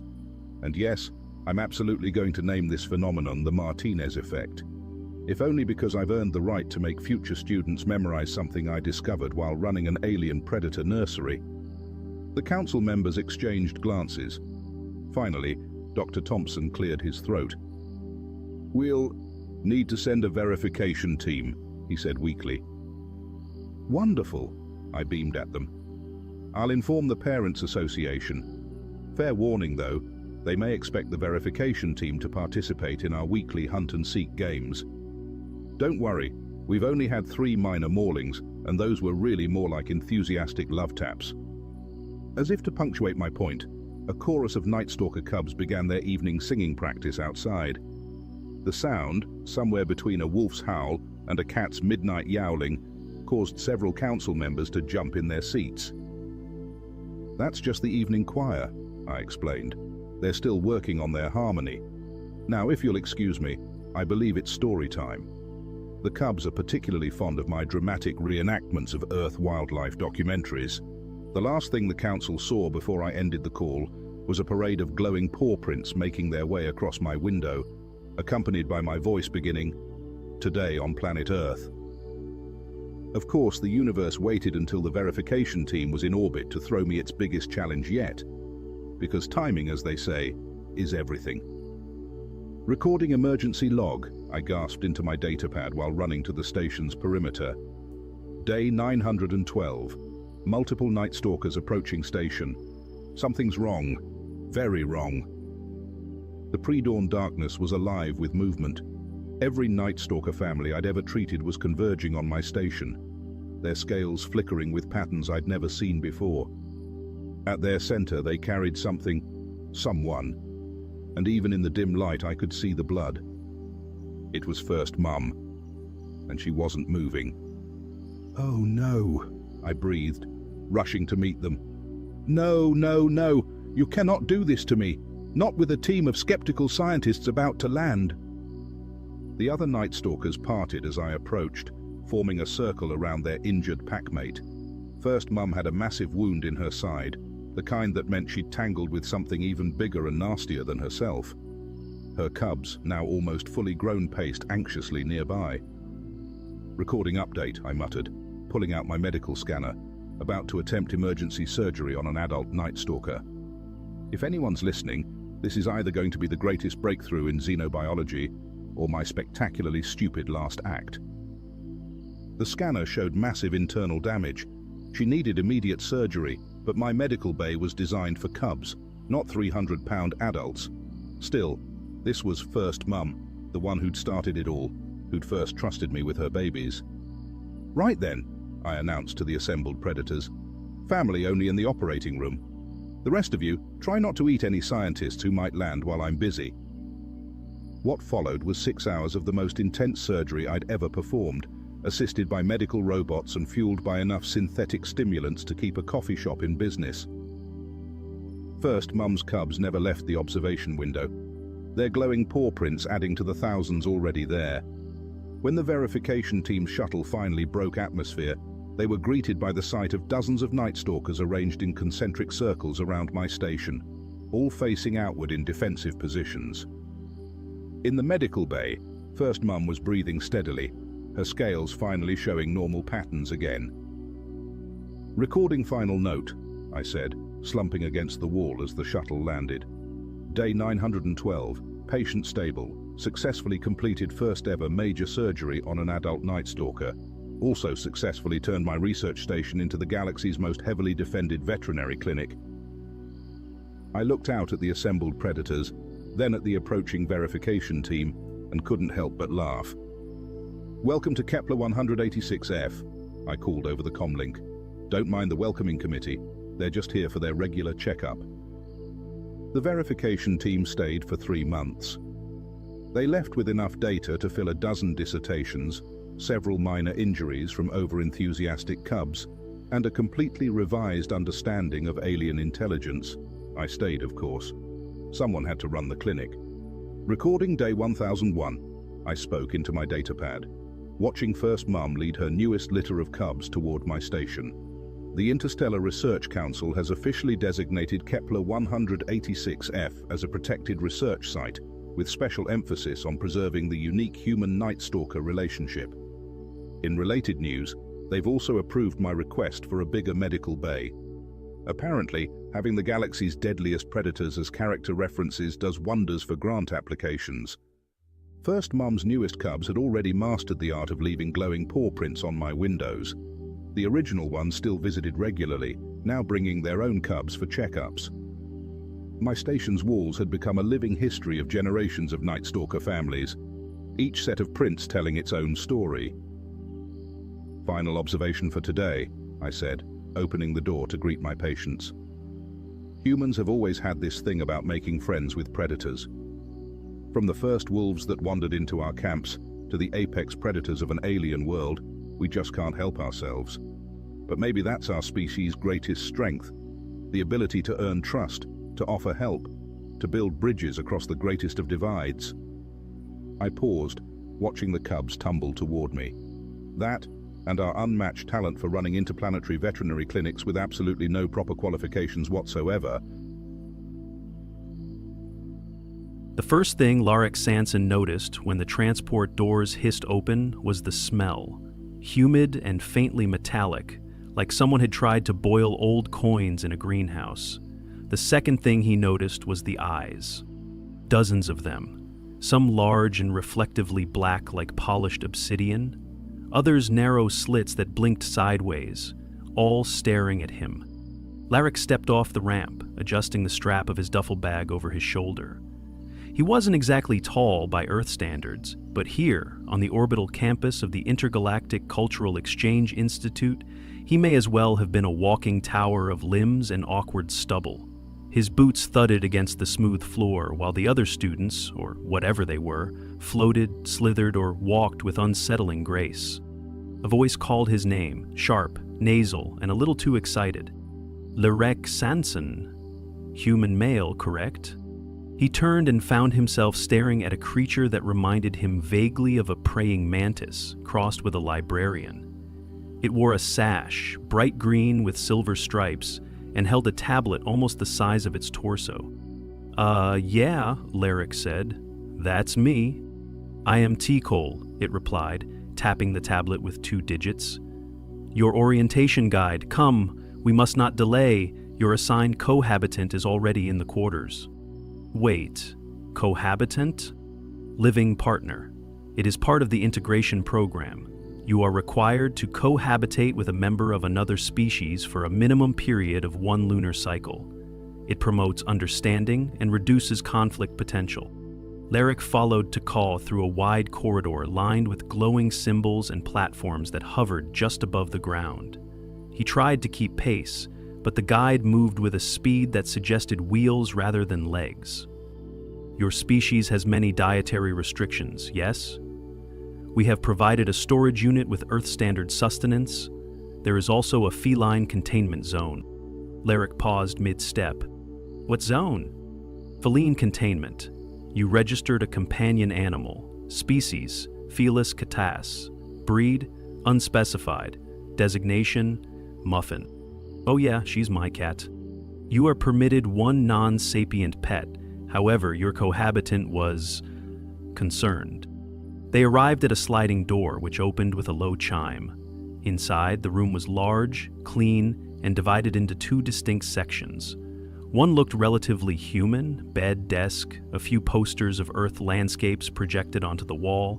The other side was a humid, dimly lit area filled with vertical perches and a hammock-like structure suspended from the ceiling. And in the middle of the room, perched atop a shelf, sat Muffin. Her fur was a chaotic mix of gray, black, and white, and her yellow eyes were locked onto the alien across the room. That alien, mouth slightly open and body rigid, was pressed against the far corner. He was tall and thin, with skin that shimmered like oil on water. His arms were long, ending in 3 fingers each, and his eyes were wide, pupilless, and glowing orange.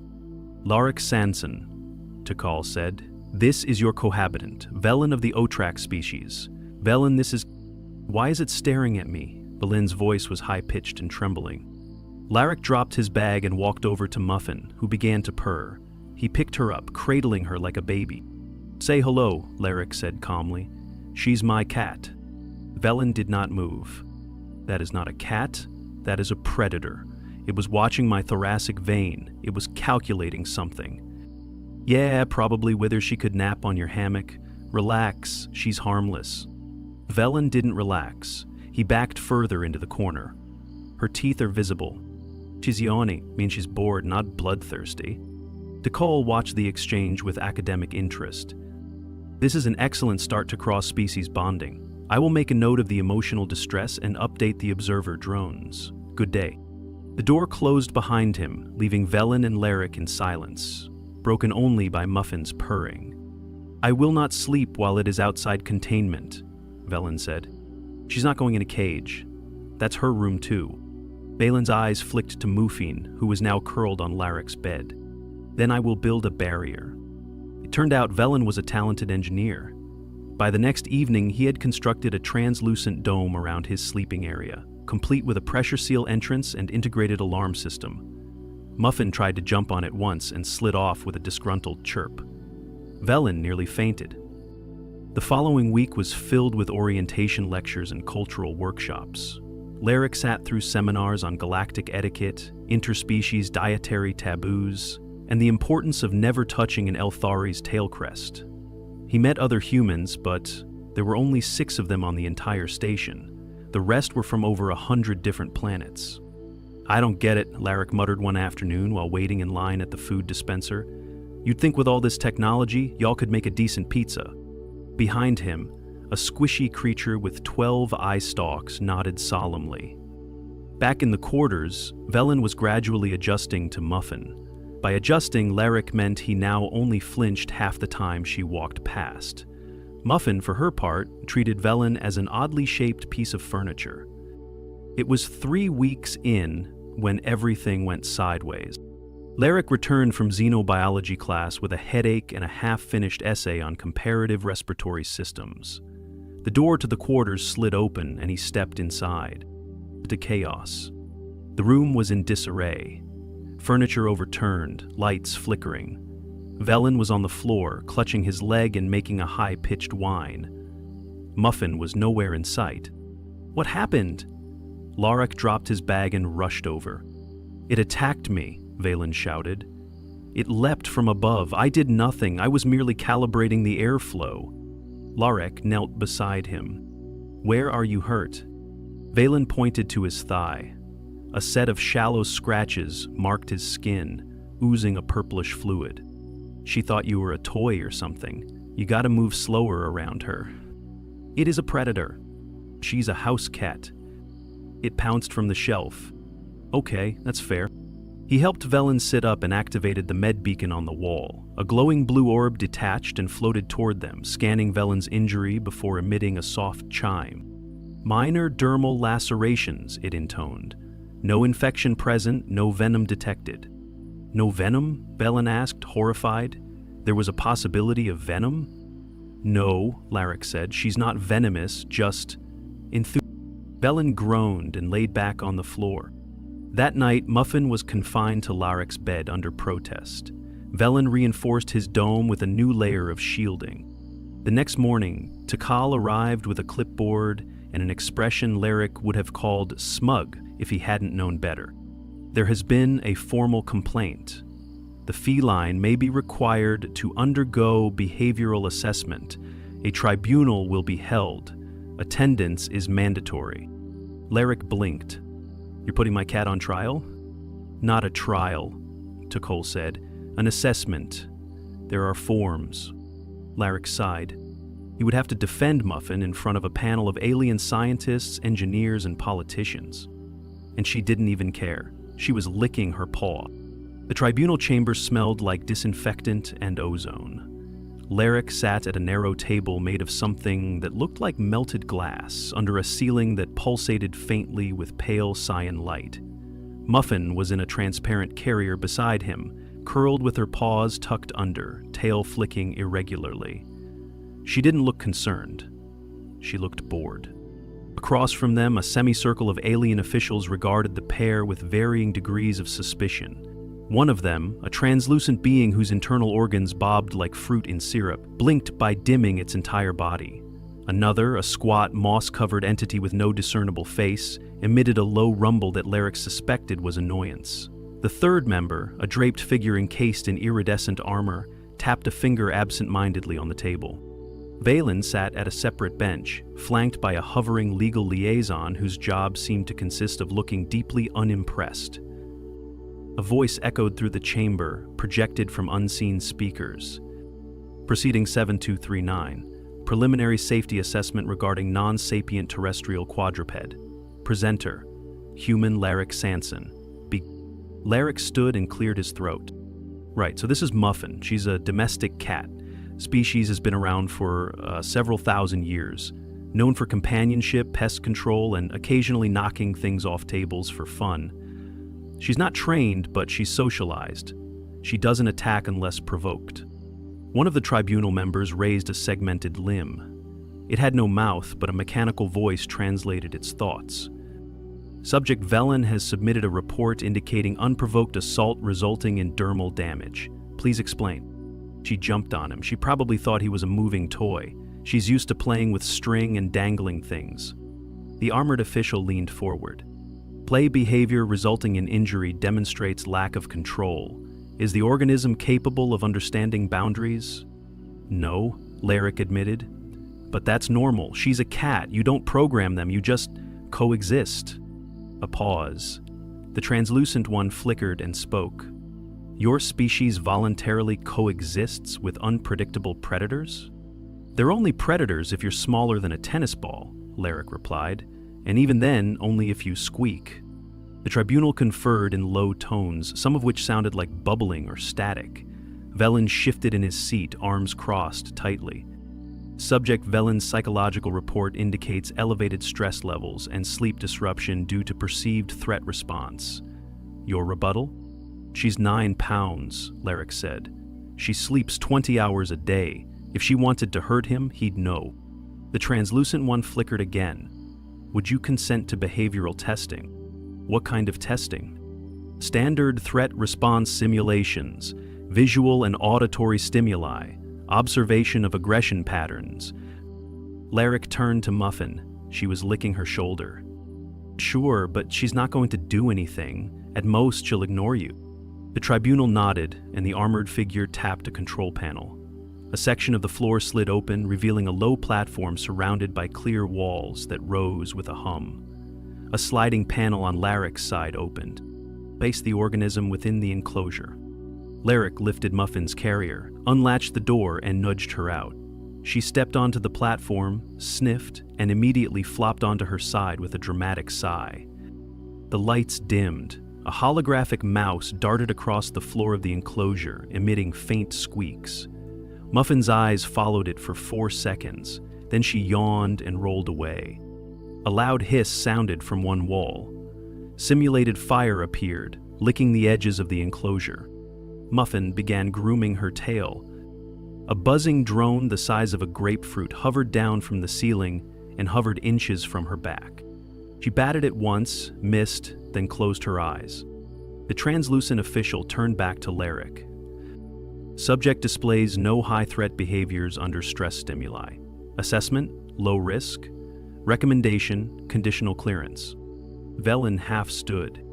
It jumped on me from above. It has claws. It also ignored a fire and a flying ball of noise, Larrick said. She's basically a furry paperweight. The tribunal conferred again. After a moment, a chime signaled the end of the session. Organism is cleared for habitation. Subject Velen may request habitat adjustments. Proceeding concluded. Larrick collected Muffin, who was now purring faintly. As he latched the carrier, Velen approached, arms still crossed. I do not understand how a creature can be simultaneously harmless and terrifying. It's a cat thing, Larrick replied. They're inscrutable. Velen opened his mouth, then closed it again. Finally, he said, I will request a ceiling-mounted alert system. Back in their quarters, Velen had installed a motion sensor that chirped gently whenever Muffin moved above eye level. She had already learned to ignore it. 3 days later, Velen returned from a marine biology seminar, looking visibly agitated. He dropped his pack near the corner of his enclosure and paced in tight circles. What happened? Velen pointed sharply. I was placed in a group project with 2 humans and a Tharnakian. The humans were not alarmed by the Tharnakian circulatory sacs, which rupture when overheated. One of them suggested using a personal fan to cool it off. The Tharnakian agreed. The fan was powered by a solar core battery. The Tharnakian absorbed the radiation and began to inflate. The humans took photos. Larrick blinked. Did it explode? No, it rotated rapidly and launched itself into the ceiling. Did anyone get hurt? No, it was applauded. Larrick sat down slowly. Yeah, that sounds about right. Velen paced again. I do not understand. Your species is illogical. You do not fear that which is dangerous. You coexist with wild creatures. You laugh during emergencies. Even your stress responses are inconsistent. We adapt. To what end? To everything. Velen stopped pacing. That is not sustainable. We're still here. That evening, Larrick received a message from the Exchange's Cultural Liaison Office. He'd been invited to participate in the Intergalactic Improvisational Problem-Solving Showcase. He assumed they wanted him to watch. Instead, the message said, You've been nominated by 3 non-human students for your unique approach to adaptive thinking. Please prepare a demonstration of your on-the-fly engineering methods and practical field logic. Larrick frowned at the screen. I haven't built anything. Velen emerged from his dome. You put a heatsink in the communal kettle using a spoon and a hair tie. That was just so it wouldn't whistle like a dying elk. I nominated you. Larrick opened the fridge. I'm bringing Muffin. Velen didn't object. The showcase was held in a multi-environmental amphitheater with sections tailored to different species' needs. High humidity, low gravity, methane-rich air. Larrick's demo station was a table covered in assorted junk. Hoses, clamps, wires, fans, bolts, empty boxes, and 1 deflated air bladder. An attendant with no neck and 3 elbows handed him a card. Your challenge: construct a functional cooling system using available materials. Time limit: 20 minutes. Larrick stared at the card. That's it? Yes. He scratched his jaw, glanced at the fan, then at the bladder. Right. He tore the fan apart, used the frame to mount the bladder, crimped a hose around one end, then used nearby clamps to attach a looped coil around the base. He filled the coil with water from a hydration pod, wrapped the whole thing in foil from a snack wrapper, and angled the fan toward it. The result blew warm air that passed through the damp coil and out the bladder nozzle. It wasn't pretty, but it worked. The amphitheater erupted in a variety of non-human cheers. Clicks, pulses, vibrations, and in one case, a burst of spores that spelled approved in midair. Afterward, a gelatinous scholar approached. Your methods are inefficient, unstable, and dangerously intuitive. Fascinating. Back in the quarters, Larrick flopped onto his bed. Muffin climbed onto his chest and curled into a loaf. Valen sat by the terminal, watching a recording of the showcase. You applied no calculations? No time. You used a food wrapper. It was shiny. Valen folded his limbs. I will never understand you. Larik yawned. Good, that means we're doing it right. 3 days after the showcase, Larik was elbow-deep in a malfunctioning nutrient recycler, trying to dislodge a clump of congealed algae paste with a bent stirring rod. The recycler unit had begun emitting a low, wet gurgle every 6 minutes, followed by a smell that reminded him of gym socks left in a sealed car. Velen had attempted to report it to maintenance, but the request was flagged non-critical and scheduled for review in 27 days. I still do not understand why the device processes algae at all, Velen said, crouched nearby with a diagnostic scanner. The nutritional profile is inferior to synthesized meal gels. You ever eaten meal gel? Larik twisted the rod, dislodging a thick glob that splattered across the floor. It tastes like someone gave up halfway through inventing food and decided texture wasn't important. I have no tongue. Exactly. You're missing the entire point. Muffin watched from the top of the recycler, tail dangling lazily over the edge. She had taken an interest in the unit ever since it started making noises, occasionally pawing at the intake grate in what Larik assumed was either curiosity or deeply misplaced hunting instinct. Valen adjusted the scanner. Pressure is stabilizing.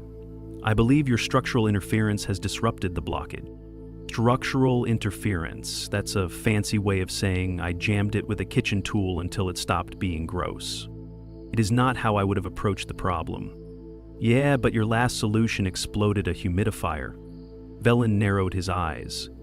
That was a calibration oversight. A gentle chirp emitted from the wall panel. Takal's round face appeared in a translucent projection, mandibles twitching with what Larik had come to interpret as bureaucratic urgency. Attention, you are summoned to the Habitation Oversight Hall for immediate review. Valen stood up sharply. Have we violated another regulation? No, Takal replied. You are being recognized. Larik wiped algae off his hands with a rag that had once been a sock. Recognized for what? Your integration efforts and adaptive contributions have been deemed exemplary by the Cultural Integration Committee. You are to receive the Harmonious Coexistence emblem. Valen tilted his head. That is a rare commendation. It is typically reserved for interspecies diplomats or post-conflict reconstruction coordinators. I think they just really liked the fan bladder thing, Larik muttered. More hour, formal attire recommended. The projection blinked out. Larik looked down at his algae-streaked shirt.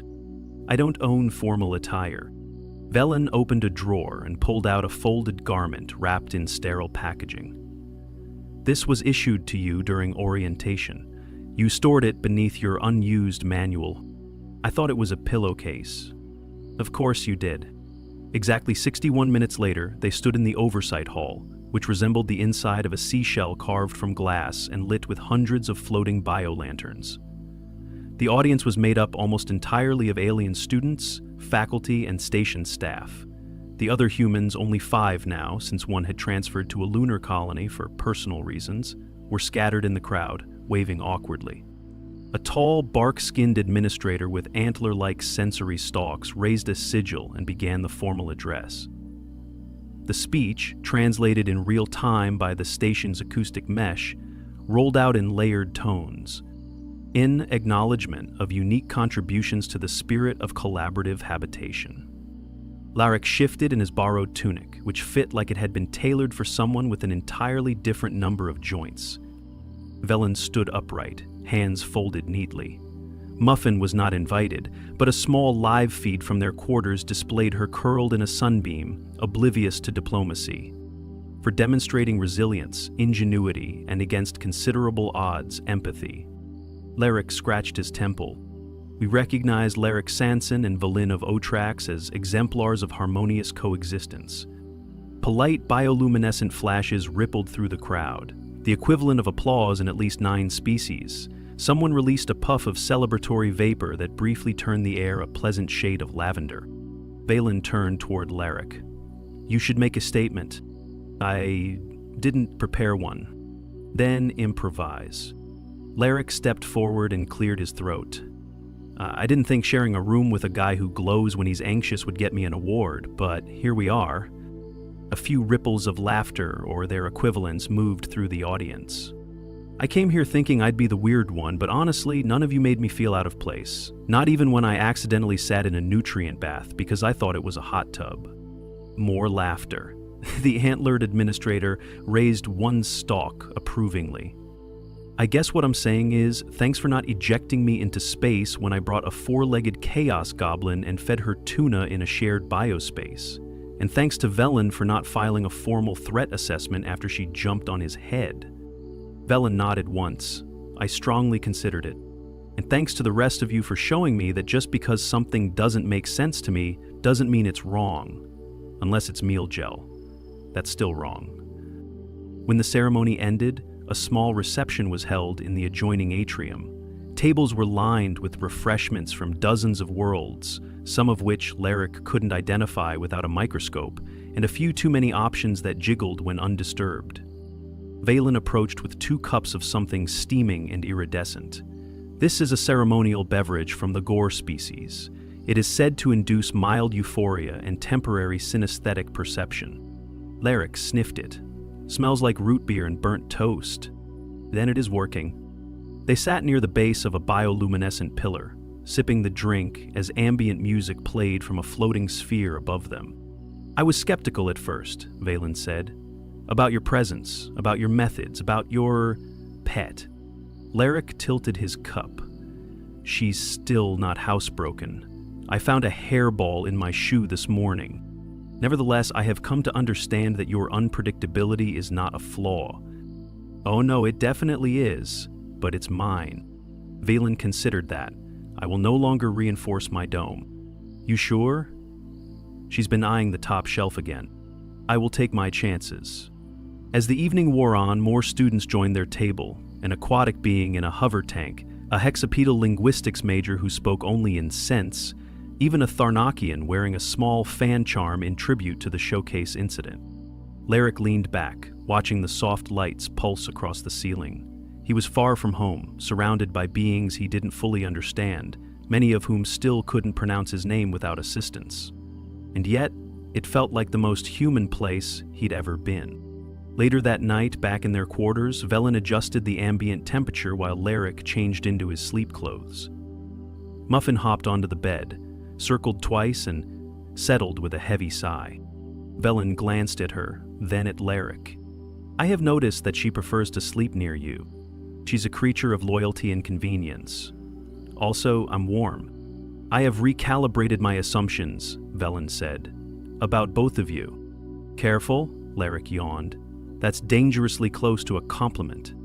Velen dimmed the lights. Do not let it go to your head. As they drifted off, the recycler gurgled once, then fell silent. Muffin stretched, blinked once at the ceiling, and went back to sleep. The predator had been domesticated, the alien had adjusted, the human had adapted. And for the first time since arriving, everything felt exactly as it should. Imagine a species so arrogant, so absurdly overconfident, that it launched an unprovoked planetary assault based entirely on a clerical error. Now imagine they did it before breakfast. Admiral Planax 9 stood at the bridge of the Galactic Dominion's flagship, the irrefutable Victory, which had never actually won a battle, but had a great PR department. He stared at the glowing screen in front of him and announced with the certainty of someone who once got a perfect score on a multiple-choice test entirely by guessing, "We invade at dawn." There was a pause. One of his officers, a jittery creature named Slurpax, who looked like a jellyfish trapped in a vending machine, raised a tentacle. "Sir, is this planet really uninhabited?" Planax didn't even blink. "Of course it is. The file says so right here. Planet designation Earth, mild terrain. Primitive vegetation, 0 intelligent life." Had he read the rest of the file, or really any of it, he might have noticed the bold red warning that said, "Under no circumstances should you go there. Ever." But alas, The Admiral had skipped straight to the part that said average surface temperature, pleasant, and so the invasion began. With dramatic music blaring from onboard speakers, because Planax insisted on theatrical flair, the fleet approached Earth with the grace of a drunk giraffe trying to tap dance. Stealth mode was activated, although it mostly just dimmed the interior lights and made the crew walk into walls. By 7:43 a.m., Earth time, the first dropships were already in the atmosphere. The target, a peaceful suburban neighborhood in the middle of Wisconsin. The expected response: mass panic, desperate resistance, heroic last stands. The actual response: a middle-aged man in a bathrobe stepping onto his porch, seeing a massive alien craft descend into his garden and muttering, must be Tuesday." The man was later identified as Carl. Carl had lived through 4 divorces, 3 tornadoes, and once accidentally set his own eyebrows on fire with a barbecue lighter. A spaceship landing in his begonias barely registered. The alien troops disembarked in full armor, armed with plasma rifles and ready for glory. They were immediately attacked by a small dog named Pickles. Pickles was 12 pounds of pure hostility and managed to chew through a soldier's foot before being distracted by a garden gnome. Meanwhile, back aboard the flagship, Planax sipped his ceremonial conquest tea and smiled. "Textbook operation," he said. Moments later, a report came in. The invaders had been pelted with garden hoses, folding chairs, and something called banana cream pie. A tactical unit was taken hostage inside a bowling alley and forced to participate in League Night. Planax frowned. "What kind of weapons are these?" Slurpax hesitated. "Sir, I think we landed on a populated planet." "Impossible!" Planax shouted, his eyes twitching in unison. "The system is labeled Earth. That doesn't even sound threatening." Slurpax pulled up a grainy video feed. It showed a man in shorts yelling at a goose, a teenager dancing badly in front of a gas station, and a woman screaming at a toaster, all within 30 seconds. The Admiral stared. "These are the dominant species?" "Apparently, yes," Slurpax whispered, "and I believe they're armed with sarcasm." Then came the transmission, a scrambled audio signal from the surface. He turned up the volume just in time to hear, "Yo, if y'all are here to take over, can you do it after the Packers game?" Silence. Planax slowly turned back to his tea, took a long, thoughtful sip. "We may have made a small tactical error." Admiral Planax 9 had seen many things in his long and questionably decorated career. He'd once watched an entire moon implode after someone sneezed on the wrong control panel. He'd personally led the invasion of a gas giant that turned out to be a balloon for a children's space festival. But nothing could have prepared him for Carl. Carl, wearing socks with sandals and drinking black coffee that tasted like burnt despair, had now somehow become the most powerful obstacle to the Galactic Dominion in 200 years.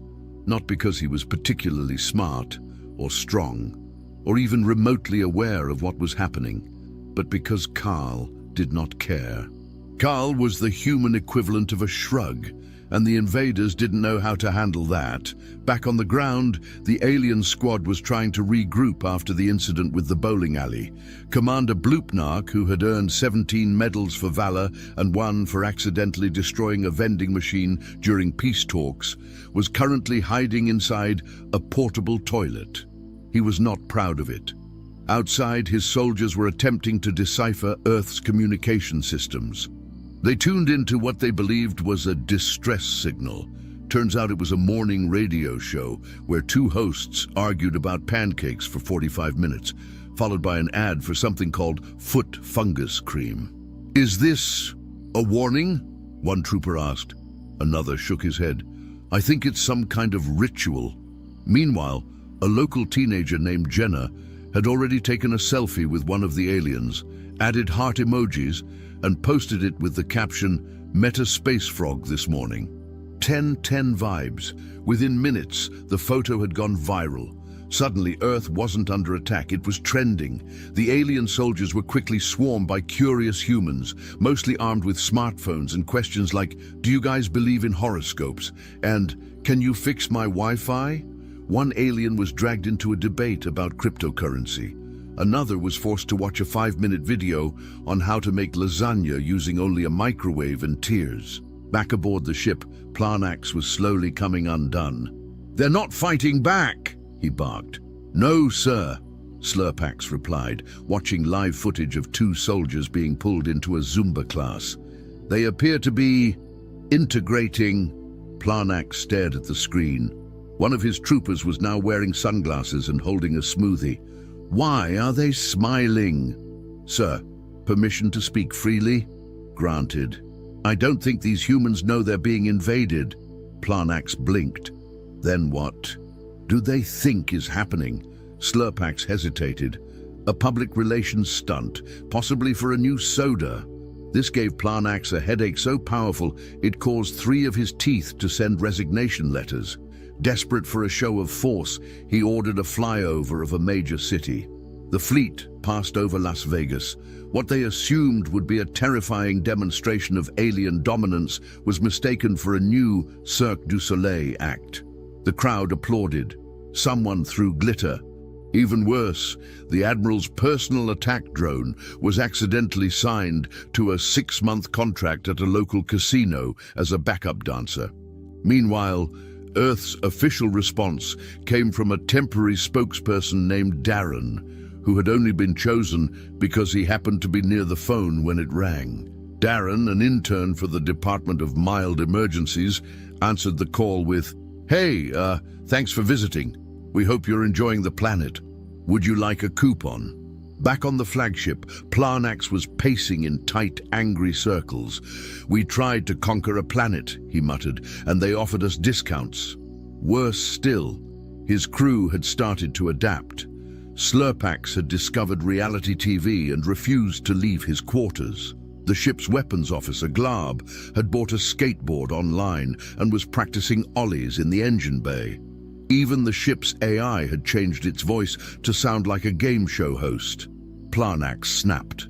"No more pretending. They will understand they are being conquered." But just as he activated the global override to deliver a proper invasion message, he was interrupted by a transmission from a human named Rita, who worked at a call center and had somehow rerouted their entire comms system. "Hi there," she chirped. "Before we proceed, can I interest you in a limited-time offer on long-distance data bundles?" Planax screamed into the void. At precisely 9:12 a.m. Eastern Standard Time, the United Nations Emergency Response Committee gathered for an urgent video call. There was only one problem. Nobody believed it was actually an emergency. The official summary of the situation, hastily emailed by a technician named Gary, read, "Possible alien invasion, also Carl is trending." Half the representatives joined late. One was in pajamas. Another thought it was a test drill and brought snacks. The chairwoman, Eleanor Greaves, a woman who had once diffused an international crisis by sighing loudly, adjusted her glasses and asked the question on everyone's mind, "Is this real?" Gary, who had been forcibly promoted to Earth's de facto alien liaison, nodded solemnly. "We have video confirmation, and one of the aliens is now on TikTok dancing with a golden retriever." There was a pause. "Is it a threat?" someone asked. Gary shrugged. "Honestly, I'm not sure, but the dog looks happy." Meanwhile, the alien troops were still trying to regroup after their failed attempt at shock and awe. Unfortunately, they'd landed in what Earthlings referred to as the Midwest, a zone where friendliness is both weaponized and mandatory. One squad attempted to secure a perimeter around a hardware store. Instead, they were invited to a barbecue by a retired bus driver named Hank. Hank didn't care where they were from. He just wanted help flipping ribs and someone to listen to his opinions about weather patterns. One alien, designated Unit 42B, tried to explain they were a highly trained assault unit. "Sure, buddy," Hank said, handing him a plate. "Now try the potato salad." Back aboard the irrefutable Victory, Admiral Plarnax 9 was going through all 5 stages of denial at once. His warboard, previously filled with tactical projections and orbital assault plans, had been taken over by a pop-up ad for colon cleanse in 7 easy steps that no one could figure out how to close. The alien crew was unraveling. One of the engineers had built a shrine to a local weather presenter. Another had started writing Earth-style romance novels under the pseudonym Lady Moonbiscuit. Even the fleet's elite security droid had joined a bowling league and refused to return fire on account of having found inner peace. Plarnax called an emergency meeting. "We are the conquerors," he shouted, "not the conquered." Silence. Then Glab, still holding his skateboard, raised a claw. "Sir, have you tasted the thing they call nacho cheese?" The Admiral turned a violent shade of purple. Meanwhile, humanity's official response continued its descent into absurdity. Brenda, the receptionist at a minor satellite office of Earth's Space Defense Initiative, which mostly handled Wi-Fi outages on the Moon, was now tasked with composing Earth's first diplomatic message to the invading force. Her draft read, "Dear sirs, madams, or tentacled overlords, welcome to Earth. Please be advised that Thursdays are recycling days." It was accidentally sent. The aliens received it. Some found it charming. Others were confused. One soldier framed it. Back on the ground, alien units trying to occupy a shopping mall were captured and detained by mall security. Not military, not police, just Dave, a 56-year-old man with a flashlight and a dream. Dave had once stopped a teenager from stealing a hat. Now he had personally disarmed an alien warlord by asking if they had a receipt. Commander Bloopnark, still recovering emotionally from the bowling incident, was called in to extract his troops. But instead of a battle, he was confronted by a woman in a tracksuit who thought he was a lost cosplayer. She took him by the arm, said, "Come on, sweetie," and led him to a yoga class. He has not been seen since. And through it all, Admiral Plarnax watched, seething. How did this planet survive long enough to develop space-grade microwaves and yet fail to understand an intergalactic invasion? Slurpax cautiously entered the room holding a tray. "Sir, I brought you something called cinnamon swirls. I thought it might help." Plarnax opened his mouth to yell, then paused, took a bite. There was a long silence. "This is the single greatest thing I've ever tasted." Slurpax nodded. "Apparently they eat it for breakfast, on purpose." Plarnax stared out the window. Earth turned slowly beneath them, glowing with potential and confusion.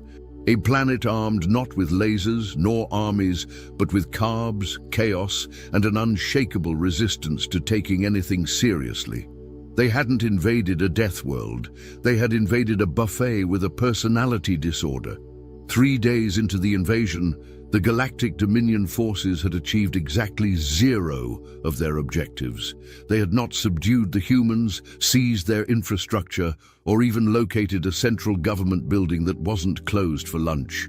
What they had done was develop several unhealthy addictions and accidentally form a jazz trio. It began with a reconnaissance bot named Blink 7, whose job was to monitor human communication channels. After scrolling through 20 hours of social media, the bot refused to return to duty. Instead, it began uploading motivational quote graphics and arguing about astrology in the comments. From there, it escalated. A young alien soldier named Krundax, assigned to analyze human emotional patterns, accidentally watched an entire season of a show called The Bachelor. He emerged from the experience deeply emotionally compromised and with strong opinions about someone named Jessica. He then gave a heartfelt speech to his platoon about the fragility of love and the importance of following one's heart, and was promptly promoted to morale officer. Elsewhere, a communications expert named Vaughn was tasked with hacking into Earth's data networks. Instead, he discovered a series of cooking tutorials and became obsessed with learning to bake banana bread. His first attempt exploded. His second attempt was served at a neighborhood potluck. His third attempt won second place at the Wisconsin County Fair. First place went to a 9-year-old girl named Daisy. Vaughn swore eternal vengeance. The humans, for their part, remained almost willfully oblivious to the interstellar significance of what was happening. A few assumed the aliens were part of a movie shoot.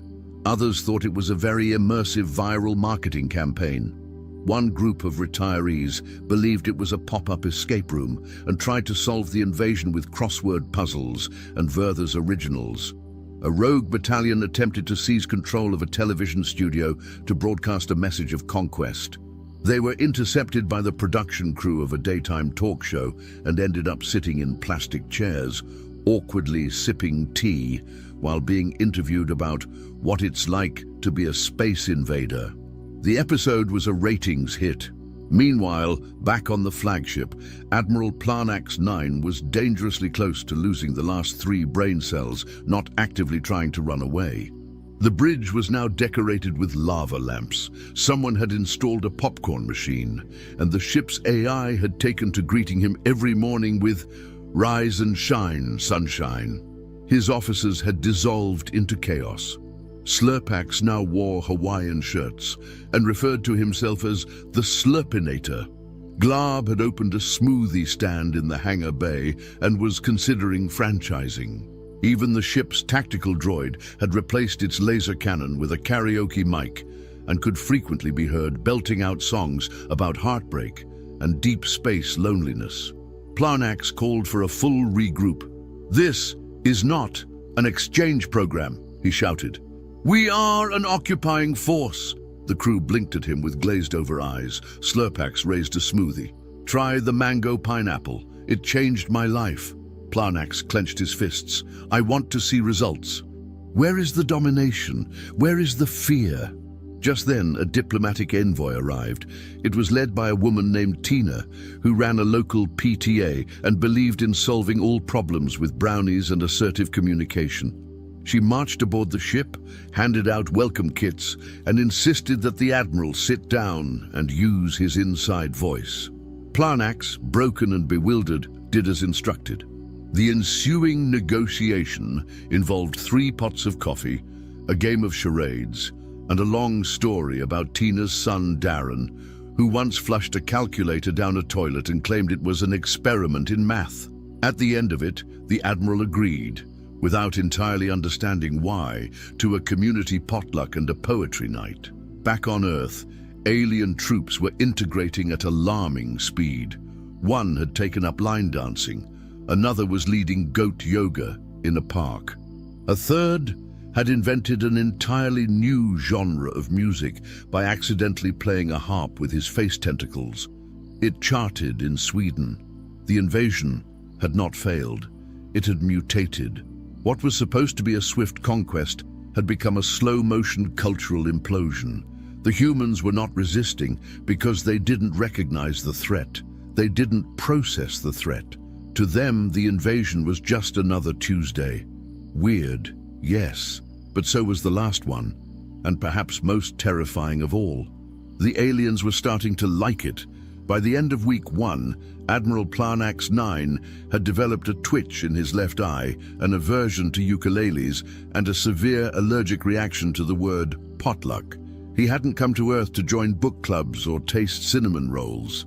He had come to conquer, to lead a swift, elegant campaign of galactic domination. Instead, his warship smelled like popcorn and lavender air freshener, and half his elite soldiers were on waiting lists for yoga teacher certification. "This has gone on long enough," he growled, pounding the control console with enough force to launch a nearby stapler into orbit. He summoned every available commander. Glab arrived on a skateboard. Slurpax showed up holding a smoothie and a brochure for something called Finding Your Inner You. One of the lieutenants wore a glittery sash that read, "Best Hugger." Planax didn't yell. Not this time. He leaned forward, his voice low and cold. "We are taking the planet. Today." The officers fell silent. No more muffins. No more memes. No more poetry readings with emotionally vulnerable humans named Greg. Operation Galactic Grasp was launched at 700 hours with terrifying efficiency. The full fleet, 12 dreadnoughts, 48 cruisers, and a small shuttle accidentally registered as a food truck, descended across all major continents. The command was clear: assert dominance, use all resources, accept no baked goods. At first, it looked like it might actually work. A massive squadron landed in a financial district and issued a formal ultimatum. Unfortunately, they arrived during rush hour, and the only person who paid attention was a street performer dressed as a robot who gave them a thumbs up and asked for tips. Another group stormed a government building only to discover that it was closed due to plumbing issues. A notice on the door read, "Back after lunch, probably." The squad waited for 3 hours. No one returned. Commander Bloopnark, finally resurfacing from his yoga spiral, led a direct assault on a military base in Nebraska. His troops encountered a stern-looking guard who told them to take a number. The number was 67. They were currently on 22.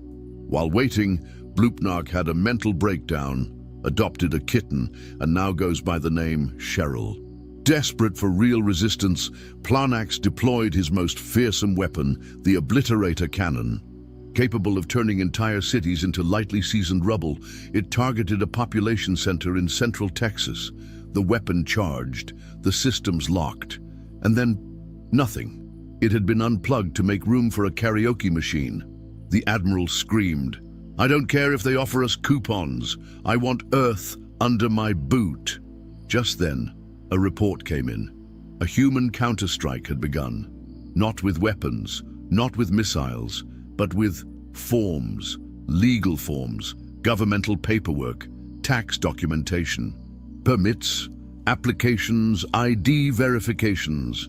Planax's troops were instantly overwhelmed. One platoon was trapped at a Department of Motor Vehicles for 13 hours. Another was forced to fill out a visa request in triplicate, in cursive, without the aid of spell check. A commander attempted to declare the invasion legally binding and was instead roped into jury duty. They were buried in bureaucracy. One squad tried to requisition territory through local zoning laws. They were redirected to a meeting that had been cancelled since 2009. Another alien applied for conquest rights and received a sternly worded rejection letter citing Clause 47B, no hostile takeovers during flu season. Even Planax himself wasn't spared. His attempt to seize control of Earth's global communication grid was thwarted by a cookie consent banner he couldn't figure out how to close.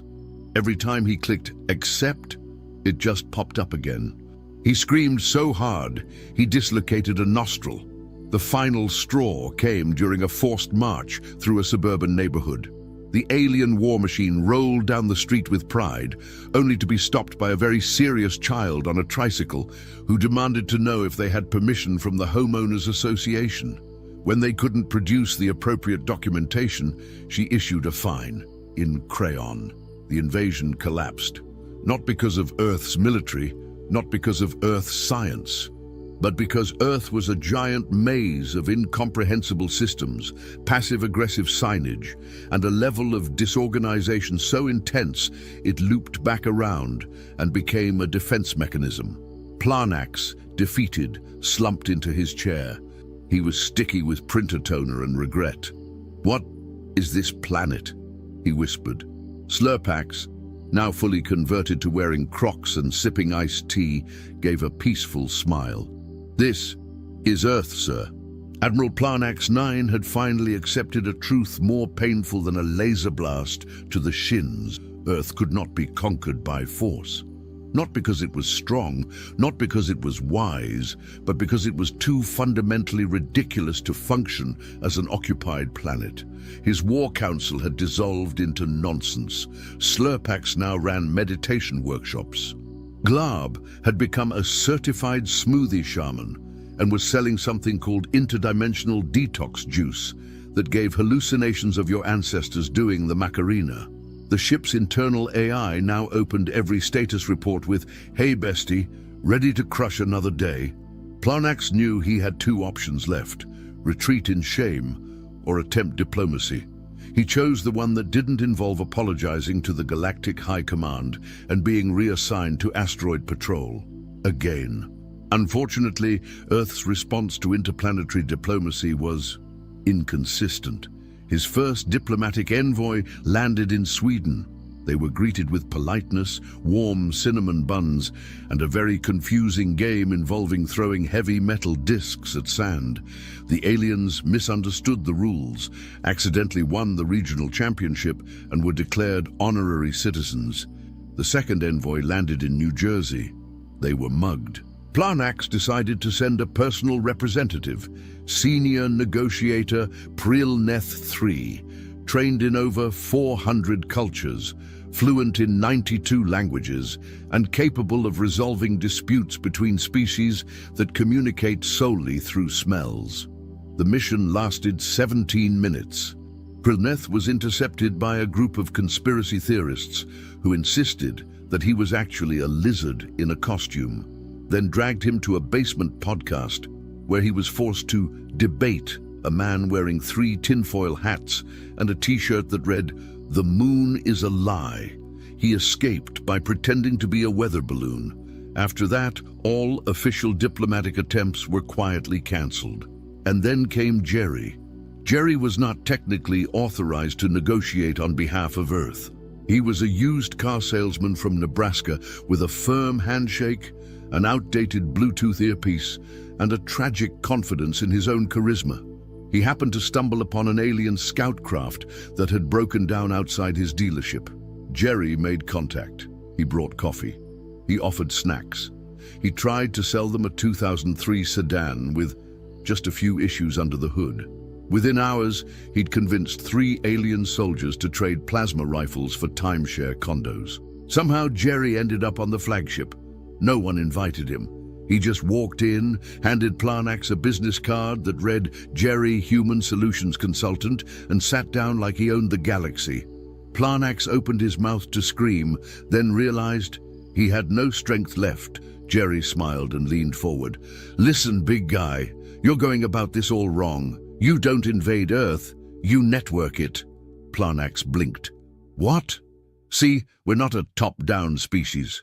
You can't scare us into submission. You've got to distract us, overwhelm us. Give us a loyalty program, a trending hashtag, and a limited time offer, and we'll do anything you want." Slurpax, who had been listening from behind a potted plant, nodded sagely. "He's not wrong, sir. That was the beginning of the accord. Not a treaty, not a surrender. More like a handshake written on a napkin during a backyard barbecue hosted by someone's uncle. Earth didn't negotiate through diplomats. Earth negotiated through awkward social situations, cold drinks, and the phrase, "Hey, while you're here," so it was decided. A neutral site was chosen for the official proceedings, Gary's backyard. Gary, the technician who accidentally started all this, had a grill, a folding table, and exactly 1 lawn chair that didn't sink when you sat in it. Representatives from both sides showed up. The aliens brought their highest-ranking officers. Earth sent a man in cargo shorts, a woman holding a casserole, and someone who may or may not have been asleep the entire time. The document was drafted on the back of a pizza menu. Its terms were simple. Aliens would be allowed to stay on Earth under 3 conditions. 1. They could not attempt to conquer anything without giving at least 48 hours' notice. 2. They had to contribute to the community in some way, preferably through snacks, entertainment, or lawn maintenance. And 3. They had to participate in at least 1 karaoke night per month, non-negotiable. The treaty was sealed with a fist bump and a marshmallow roasting session. Planax didn't attend.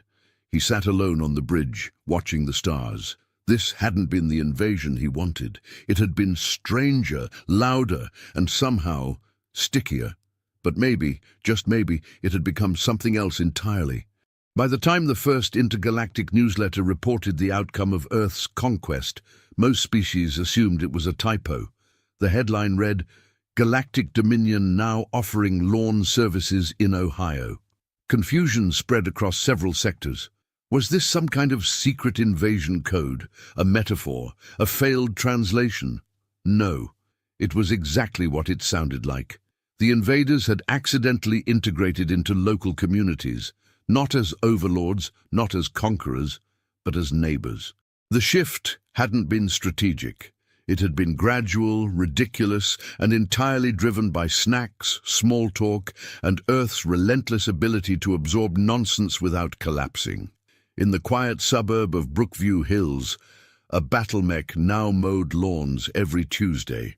It was repurposed by an alien named Zerb, who, after losing 3 consecutive laser duels to a Roomba, decided to change careers.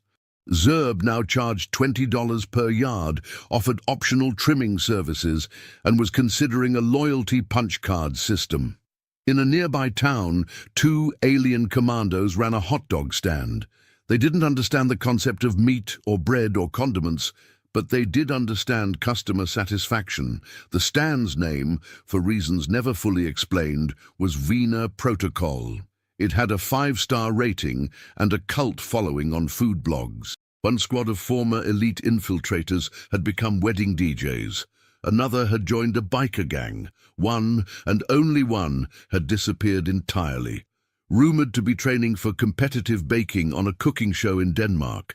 The Galactic Dominion tried to reassert control. A cruiser was dispatched to extract key personnel and reboot the invasion. It made it as far as Earth's lower orbit before being intercepted by a chain of prank calls, a fake delivery order for 17 pizzas, and a barrage of messages asking for the Wi-Fi password, please. The crew panicked and retreated.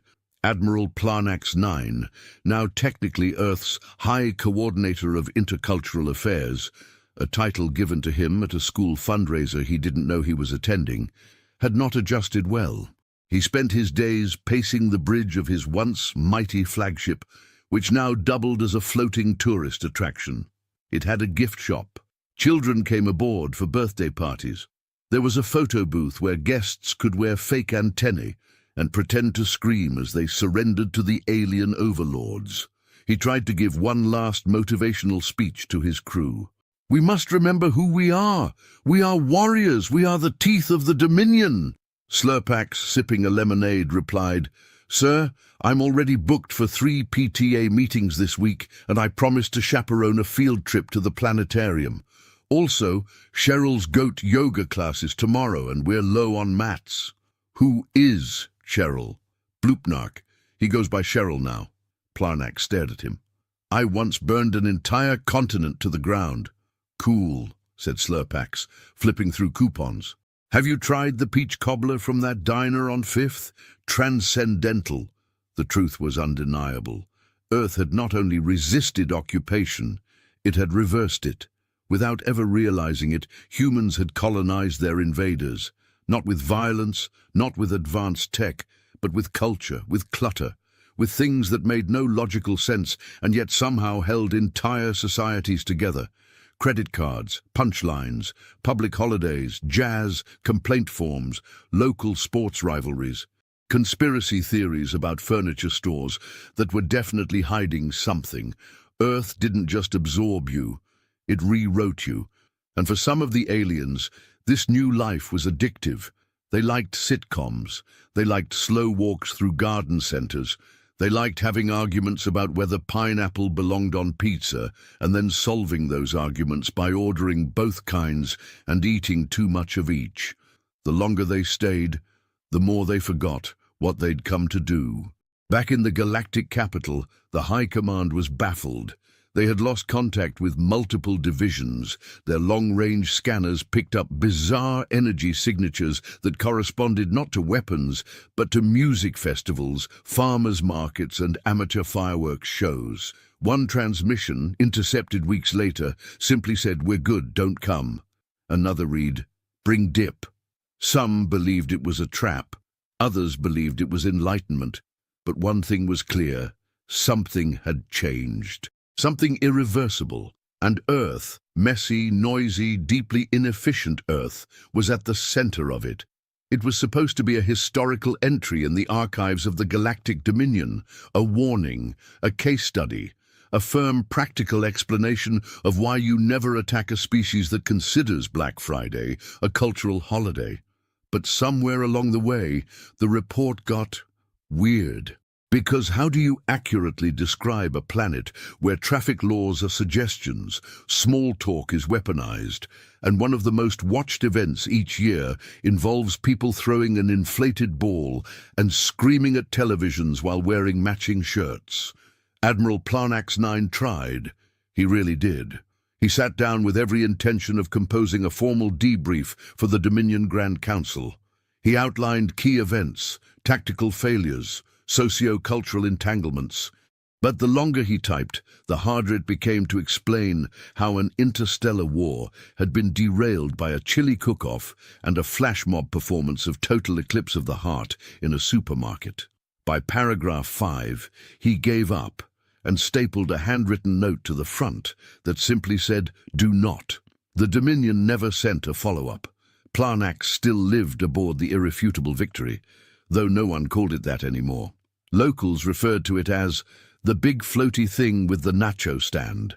It remained parked 3 miles above a cornfield in Kansas, occasionally drifting off course whenever someone messed with the gravity controls to make zero-G bowling more exciting. Earth's governments, in their own earthy way, had accepted the situation without truly understanding it. Someone wrote a law that defined extraterrestrial residents as tourists with long-term enthusiasm.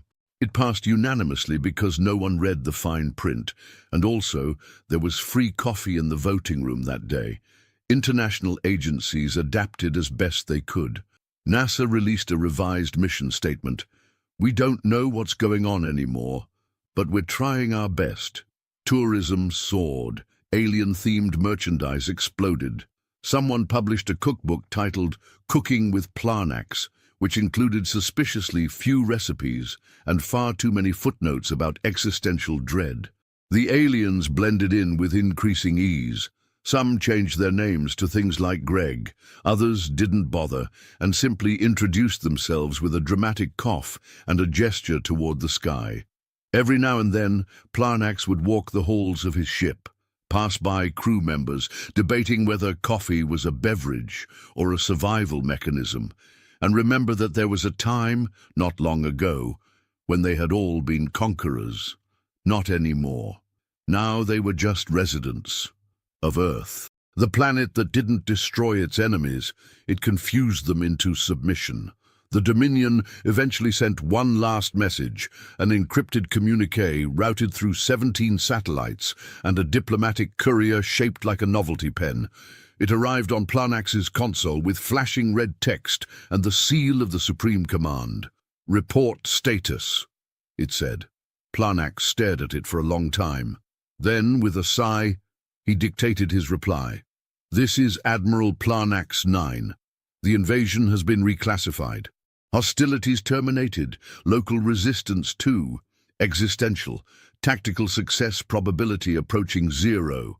The humans have parties, sir, constantly, for things that do not warrant celebration. They invite us. We go. We bring snacks. We play games where rules change mid-round and no one keeps score. We argue about pizza toppings with passion, usually reserved for civil wars. We are lost in their culture. We are deeply embedded. There is no extraction." He paused, then added, "We have been earthed." He hit send. The system blinked. Message received. No further orders came. Down below, on the planet that rewrote the invasion manual just by existing, life continued. Strange, loud, illogical, beautifully disorganized. A species that built monuments, forgot anniversaries, survived wars, started dance trends, wrote poetry about soup, and accidentally conquered a galactic armada through a combination of hospitality and complete disregard for standard protocol. Earth was not a death world. It was something far more dangerous. It was relatable. The day the skies darkened over Earth began like any other. Blue skies turned to black as massive ships appeared in orbit, their hulls gleaming like polished obsidian against the void of space. Earth's military forces went on high alert, but their weapons seemed tiny compared to the giants that now loomed overhead. Captain James Walker stared at the main screen of Earth's United Defense Command Center. His weathered face showed no fear, only intense focus. Beside him, Commander Lisa Reed analyzed incoming data, her sharp eyes catching details others missed. "Sir, we're receiving a transmission from the lead vessel," said the communications officer, his voice steady despite the tension filling the room. Walker nodded. "Put it through." The screen flickered, revealing a humanoid figure with pale blue skin and 3 pairs of eyes arranged vertically. When it spoke, its voice was deep and melodic, yet carried an unmistakable tone of superiority. "People of Earth, I am Admiral Vorks of the Galactic Council. Your world has been monitored for some time, and it has been determined that you have reached sufficient technological advancement to be formally acknowledged. The Council requires your world to join as a protected species under our guidance." Walker stepped forward. "This is Captain James Walker of Earth's United Defense Command. We welcome peaceful contact with other civilizations, but we are a sovereign planet. What exactly does protected species mean?" The alien's upper eyes narrowed slightly. "It means you will benefit from our wisdom and technology while following Council directives. Your primitive development requires supervision." Commander Reed whispered to Walker. "That sounds more like colonization than an alliance." Walker nodded slightly before addressing the alien again. "We would need to discuss any such arrangement with our world leaders. How many species make up this council?" 27 advanced civilizations form the council, maintaining order across 12,000 light-years of space. Your species would be the 28th, though initially as a protectorate only. "And if we decline?" Walker asked, maintaining a diplomatic tone despite the implicit threat in the alien's words. All 6 of Admiral Vorks's eyes blinked simultaneously. "That would be unwise. Unaligned worlds present risks to galactic stability. The Council does not permit such anomalies." After the communication ended, Earth's leaders gathered in an emergency session. Representatives from every nation crowded into the United Nations Hall in New York, faces grim as they reviewed the encounter. "They're giving us an ultimatum," said General Martinez, head of the Global Defense Initiative. "Join or face what they politely called cleansing measures." Walker stood before the assembly, his uniform crisp despite having been awake for 36 hours straight. "The technology gap is significant. Their ships utilize energy systems we've only theorized about, but there's something odd about their approach." "What do you mean?" asked the Secretary General. "They're overconfident. They've shown us their fleet, their weapons, even explained their council structure. It's as if they don't consider us a threat at all." Commander Reed stepped forward, bringing up holographic displays of the alien vessels. "Their technology is advanced, but predictable. Everything about their ships, the design, positioning, even their communication protocols, follows strict, linear patterns." The room fell silent as Reed continued. "We've analyzed their ship movements. Every maneuver, every formation change follows perfect geometric progressions. No randomness, no adaptation to circumstances. It's like they've never needed to improvise." General Martinez stood up. "Are you suggesting we have a chance against them?" Walker exchanged a look with Reed before answering. "I'm suggesting that Project Thunderbolt might be our only hope." Murmurs spread through the assembly. Project Thunderbolt had been Earth's best-kept secret for 15 years, a revolutionary starship built using principles that defied conventional physics. "The Chimera isn't ready," said the science director. "We've only run 3 test flights in deep space. The Chaos Drive is still unpredictable." "Unpredictable might be exactly what we need," Walker replied. The debate raged for hours, but in the end the decision was made. Earth would appear to negotiate while secretly preparing its one wild card. 3 days later, Walker and Reed found themselves aboard the Council's command ship, escorted by tall, silent guards with skin like polished marble. The corridors were perfectly straight, every junction forming precise right angles. Even the decorative elements followed strict geometric patterns. They were led to a vast chamber where representatives of the Council species sat in a perfect circle. Admiral Vorks stood at the center. Captain Walker, Commander Reed. The Council has agreed to show you a small demonstration of what awaits those who resist Council authority. Perhaps then you will convey to your leaders the futility of delaying acceptance of our generous offer. A large screen activated, showing a barren moon in a distant system. A Council vessel moved into position, and then, without warning, fired a beam of intense blue energy. The beam traveled in a perfectly straight line, striking the moon with surgical precision. 1/4 of the moon simply vanished, leaving a perfectly flat surface where the energy had struck. The linear cannon, Admiral Vorks announced with pride. The pinnacle of Council military technology. It fires in a perfect straight line, cutting through any material with absolute precision. No deflection, no scatter, no waste. This is how advanced species wage war, with elegance and certainty. Walker kept his face neutral, but his mind was racing. The weapon was devastating, yet its very perfection revealed a fundamental weakness. In Council thinking, "Impressive," he said carefully. "Earth has nothing comparable." "Of course not," Vorks replied. "Your species still relies on explosive propellants and crude ballistics. You have barely mastered basic orbital travel.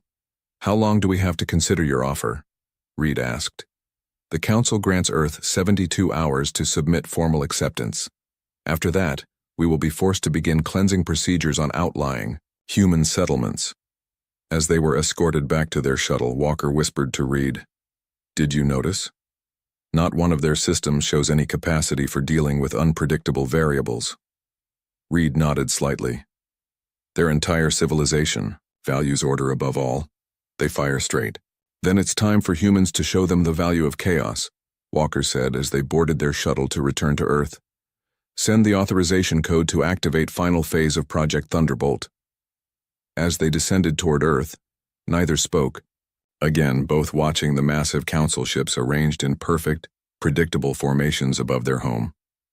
In less than 3 days, humanity would either become slaves to the Council's perfect order, or show the galaxy that sometimes the most powerful weapon is unpredictability.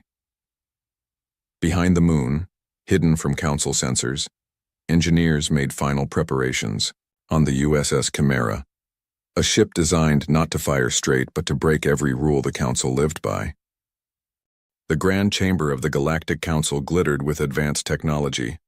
Captain Walker and Commander Reed stood at the center of the circular room, surrounded by representatives of 27 alien species. Some floated in special tanks, others sat on elevated platforms, but all watched the humans with mixed curiosity and dismissal. Admiral Vorks gestured with his 4-fingered hand, and a 3-dimensional map of the solar system appeared in the air.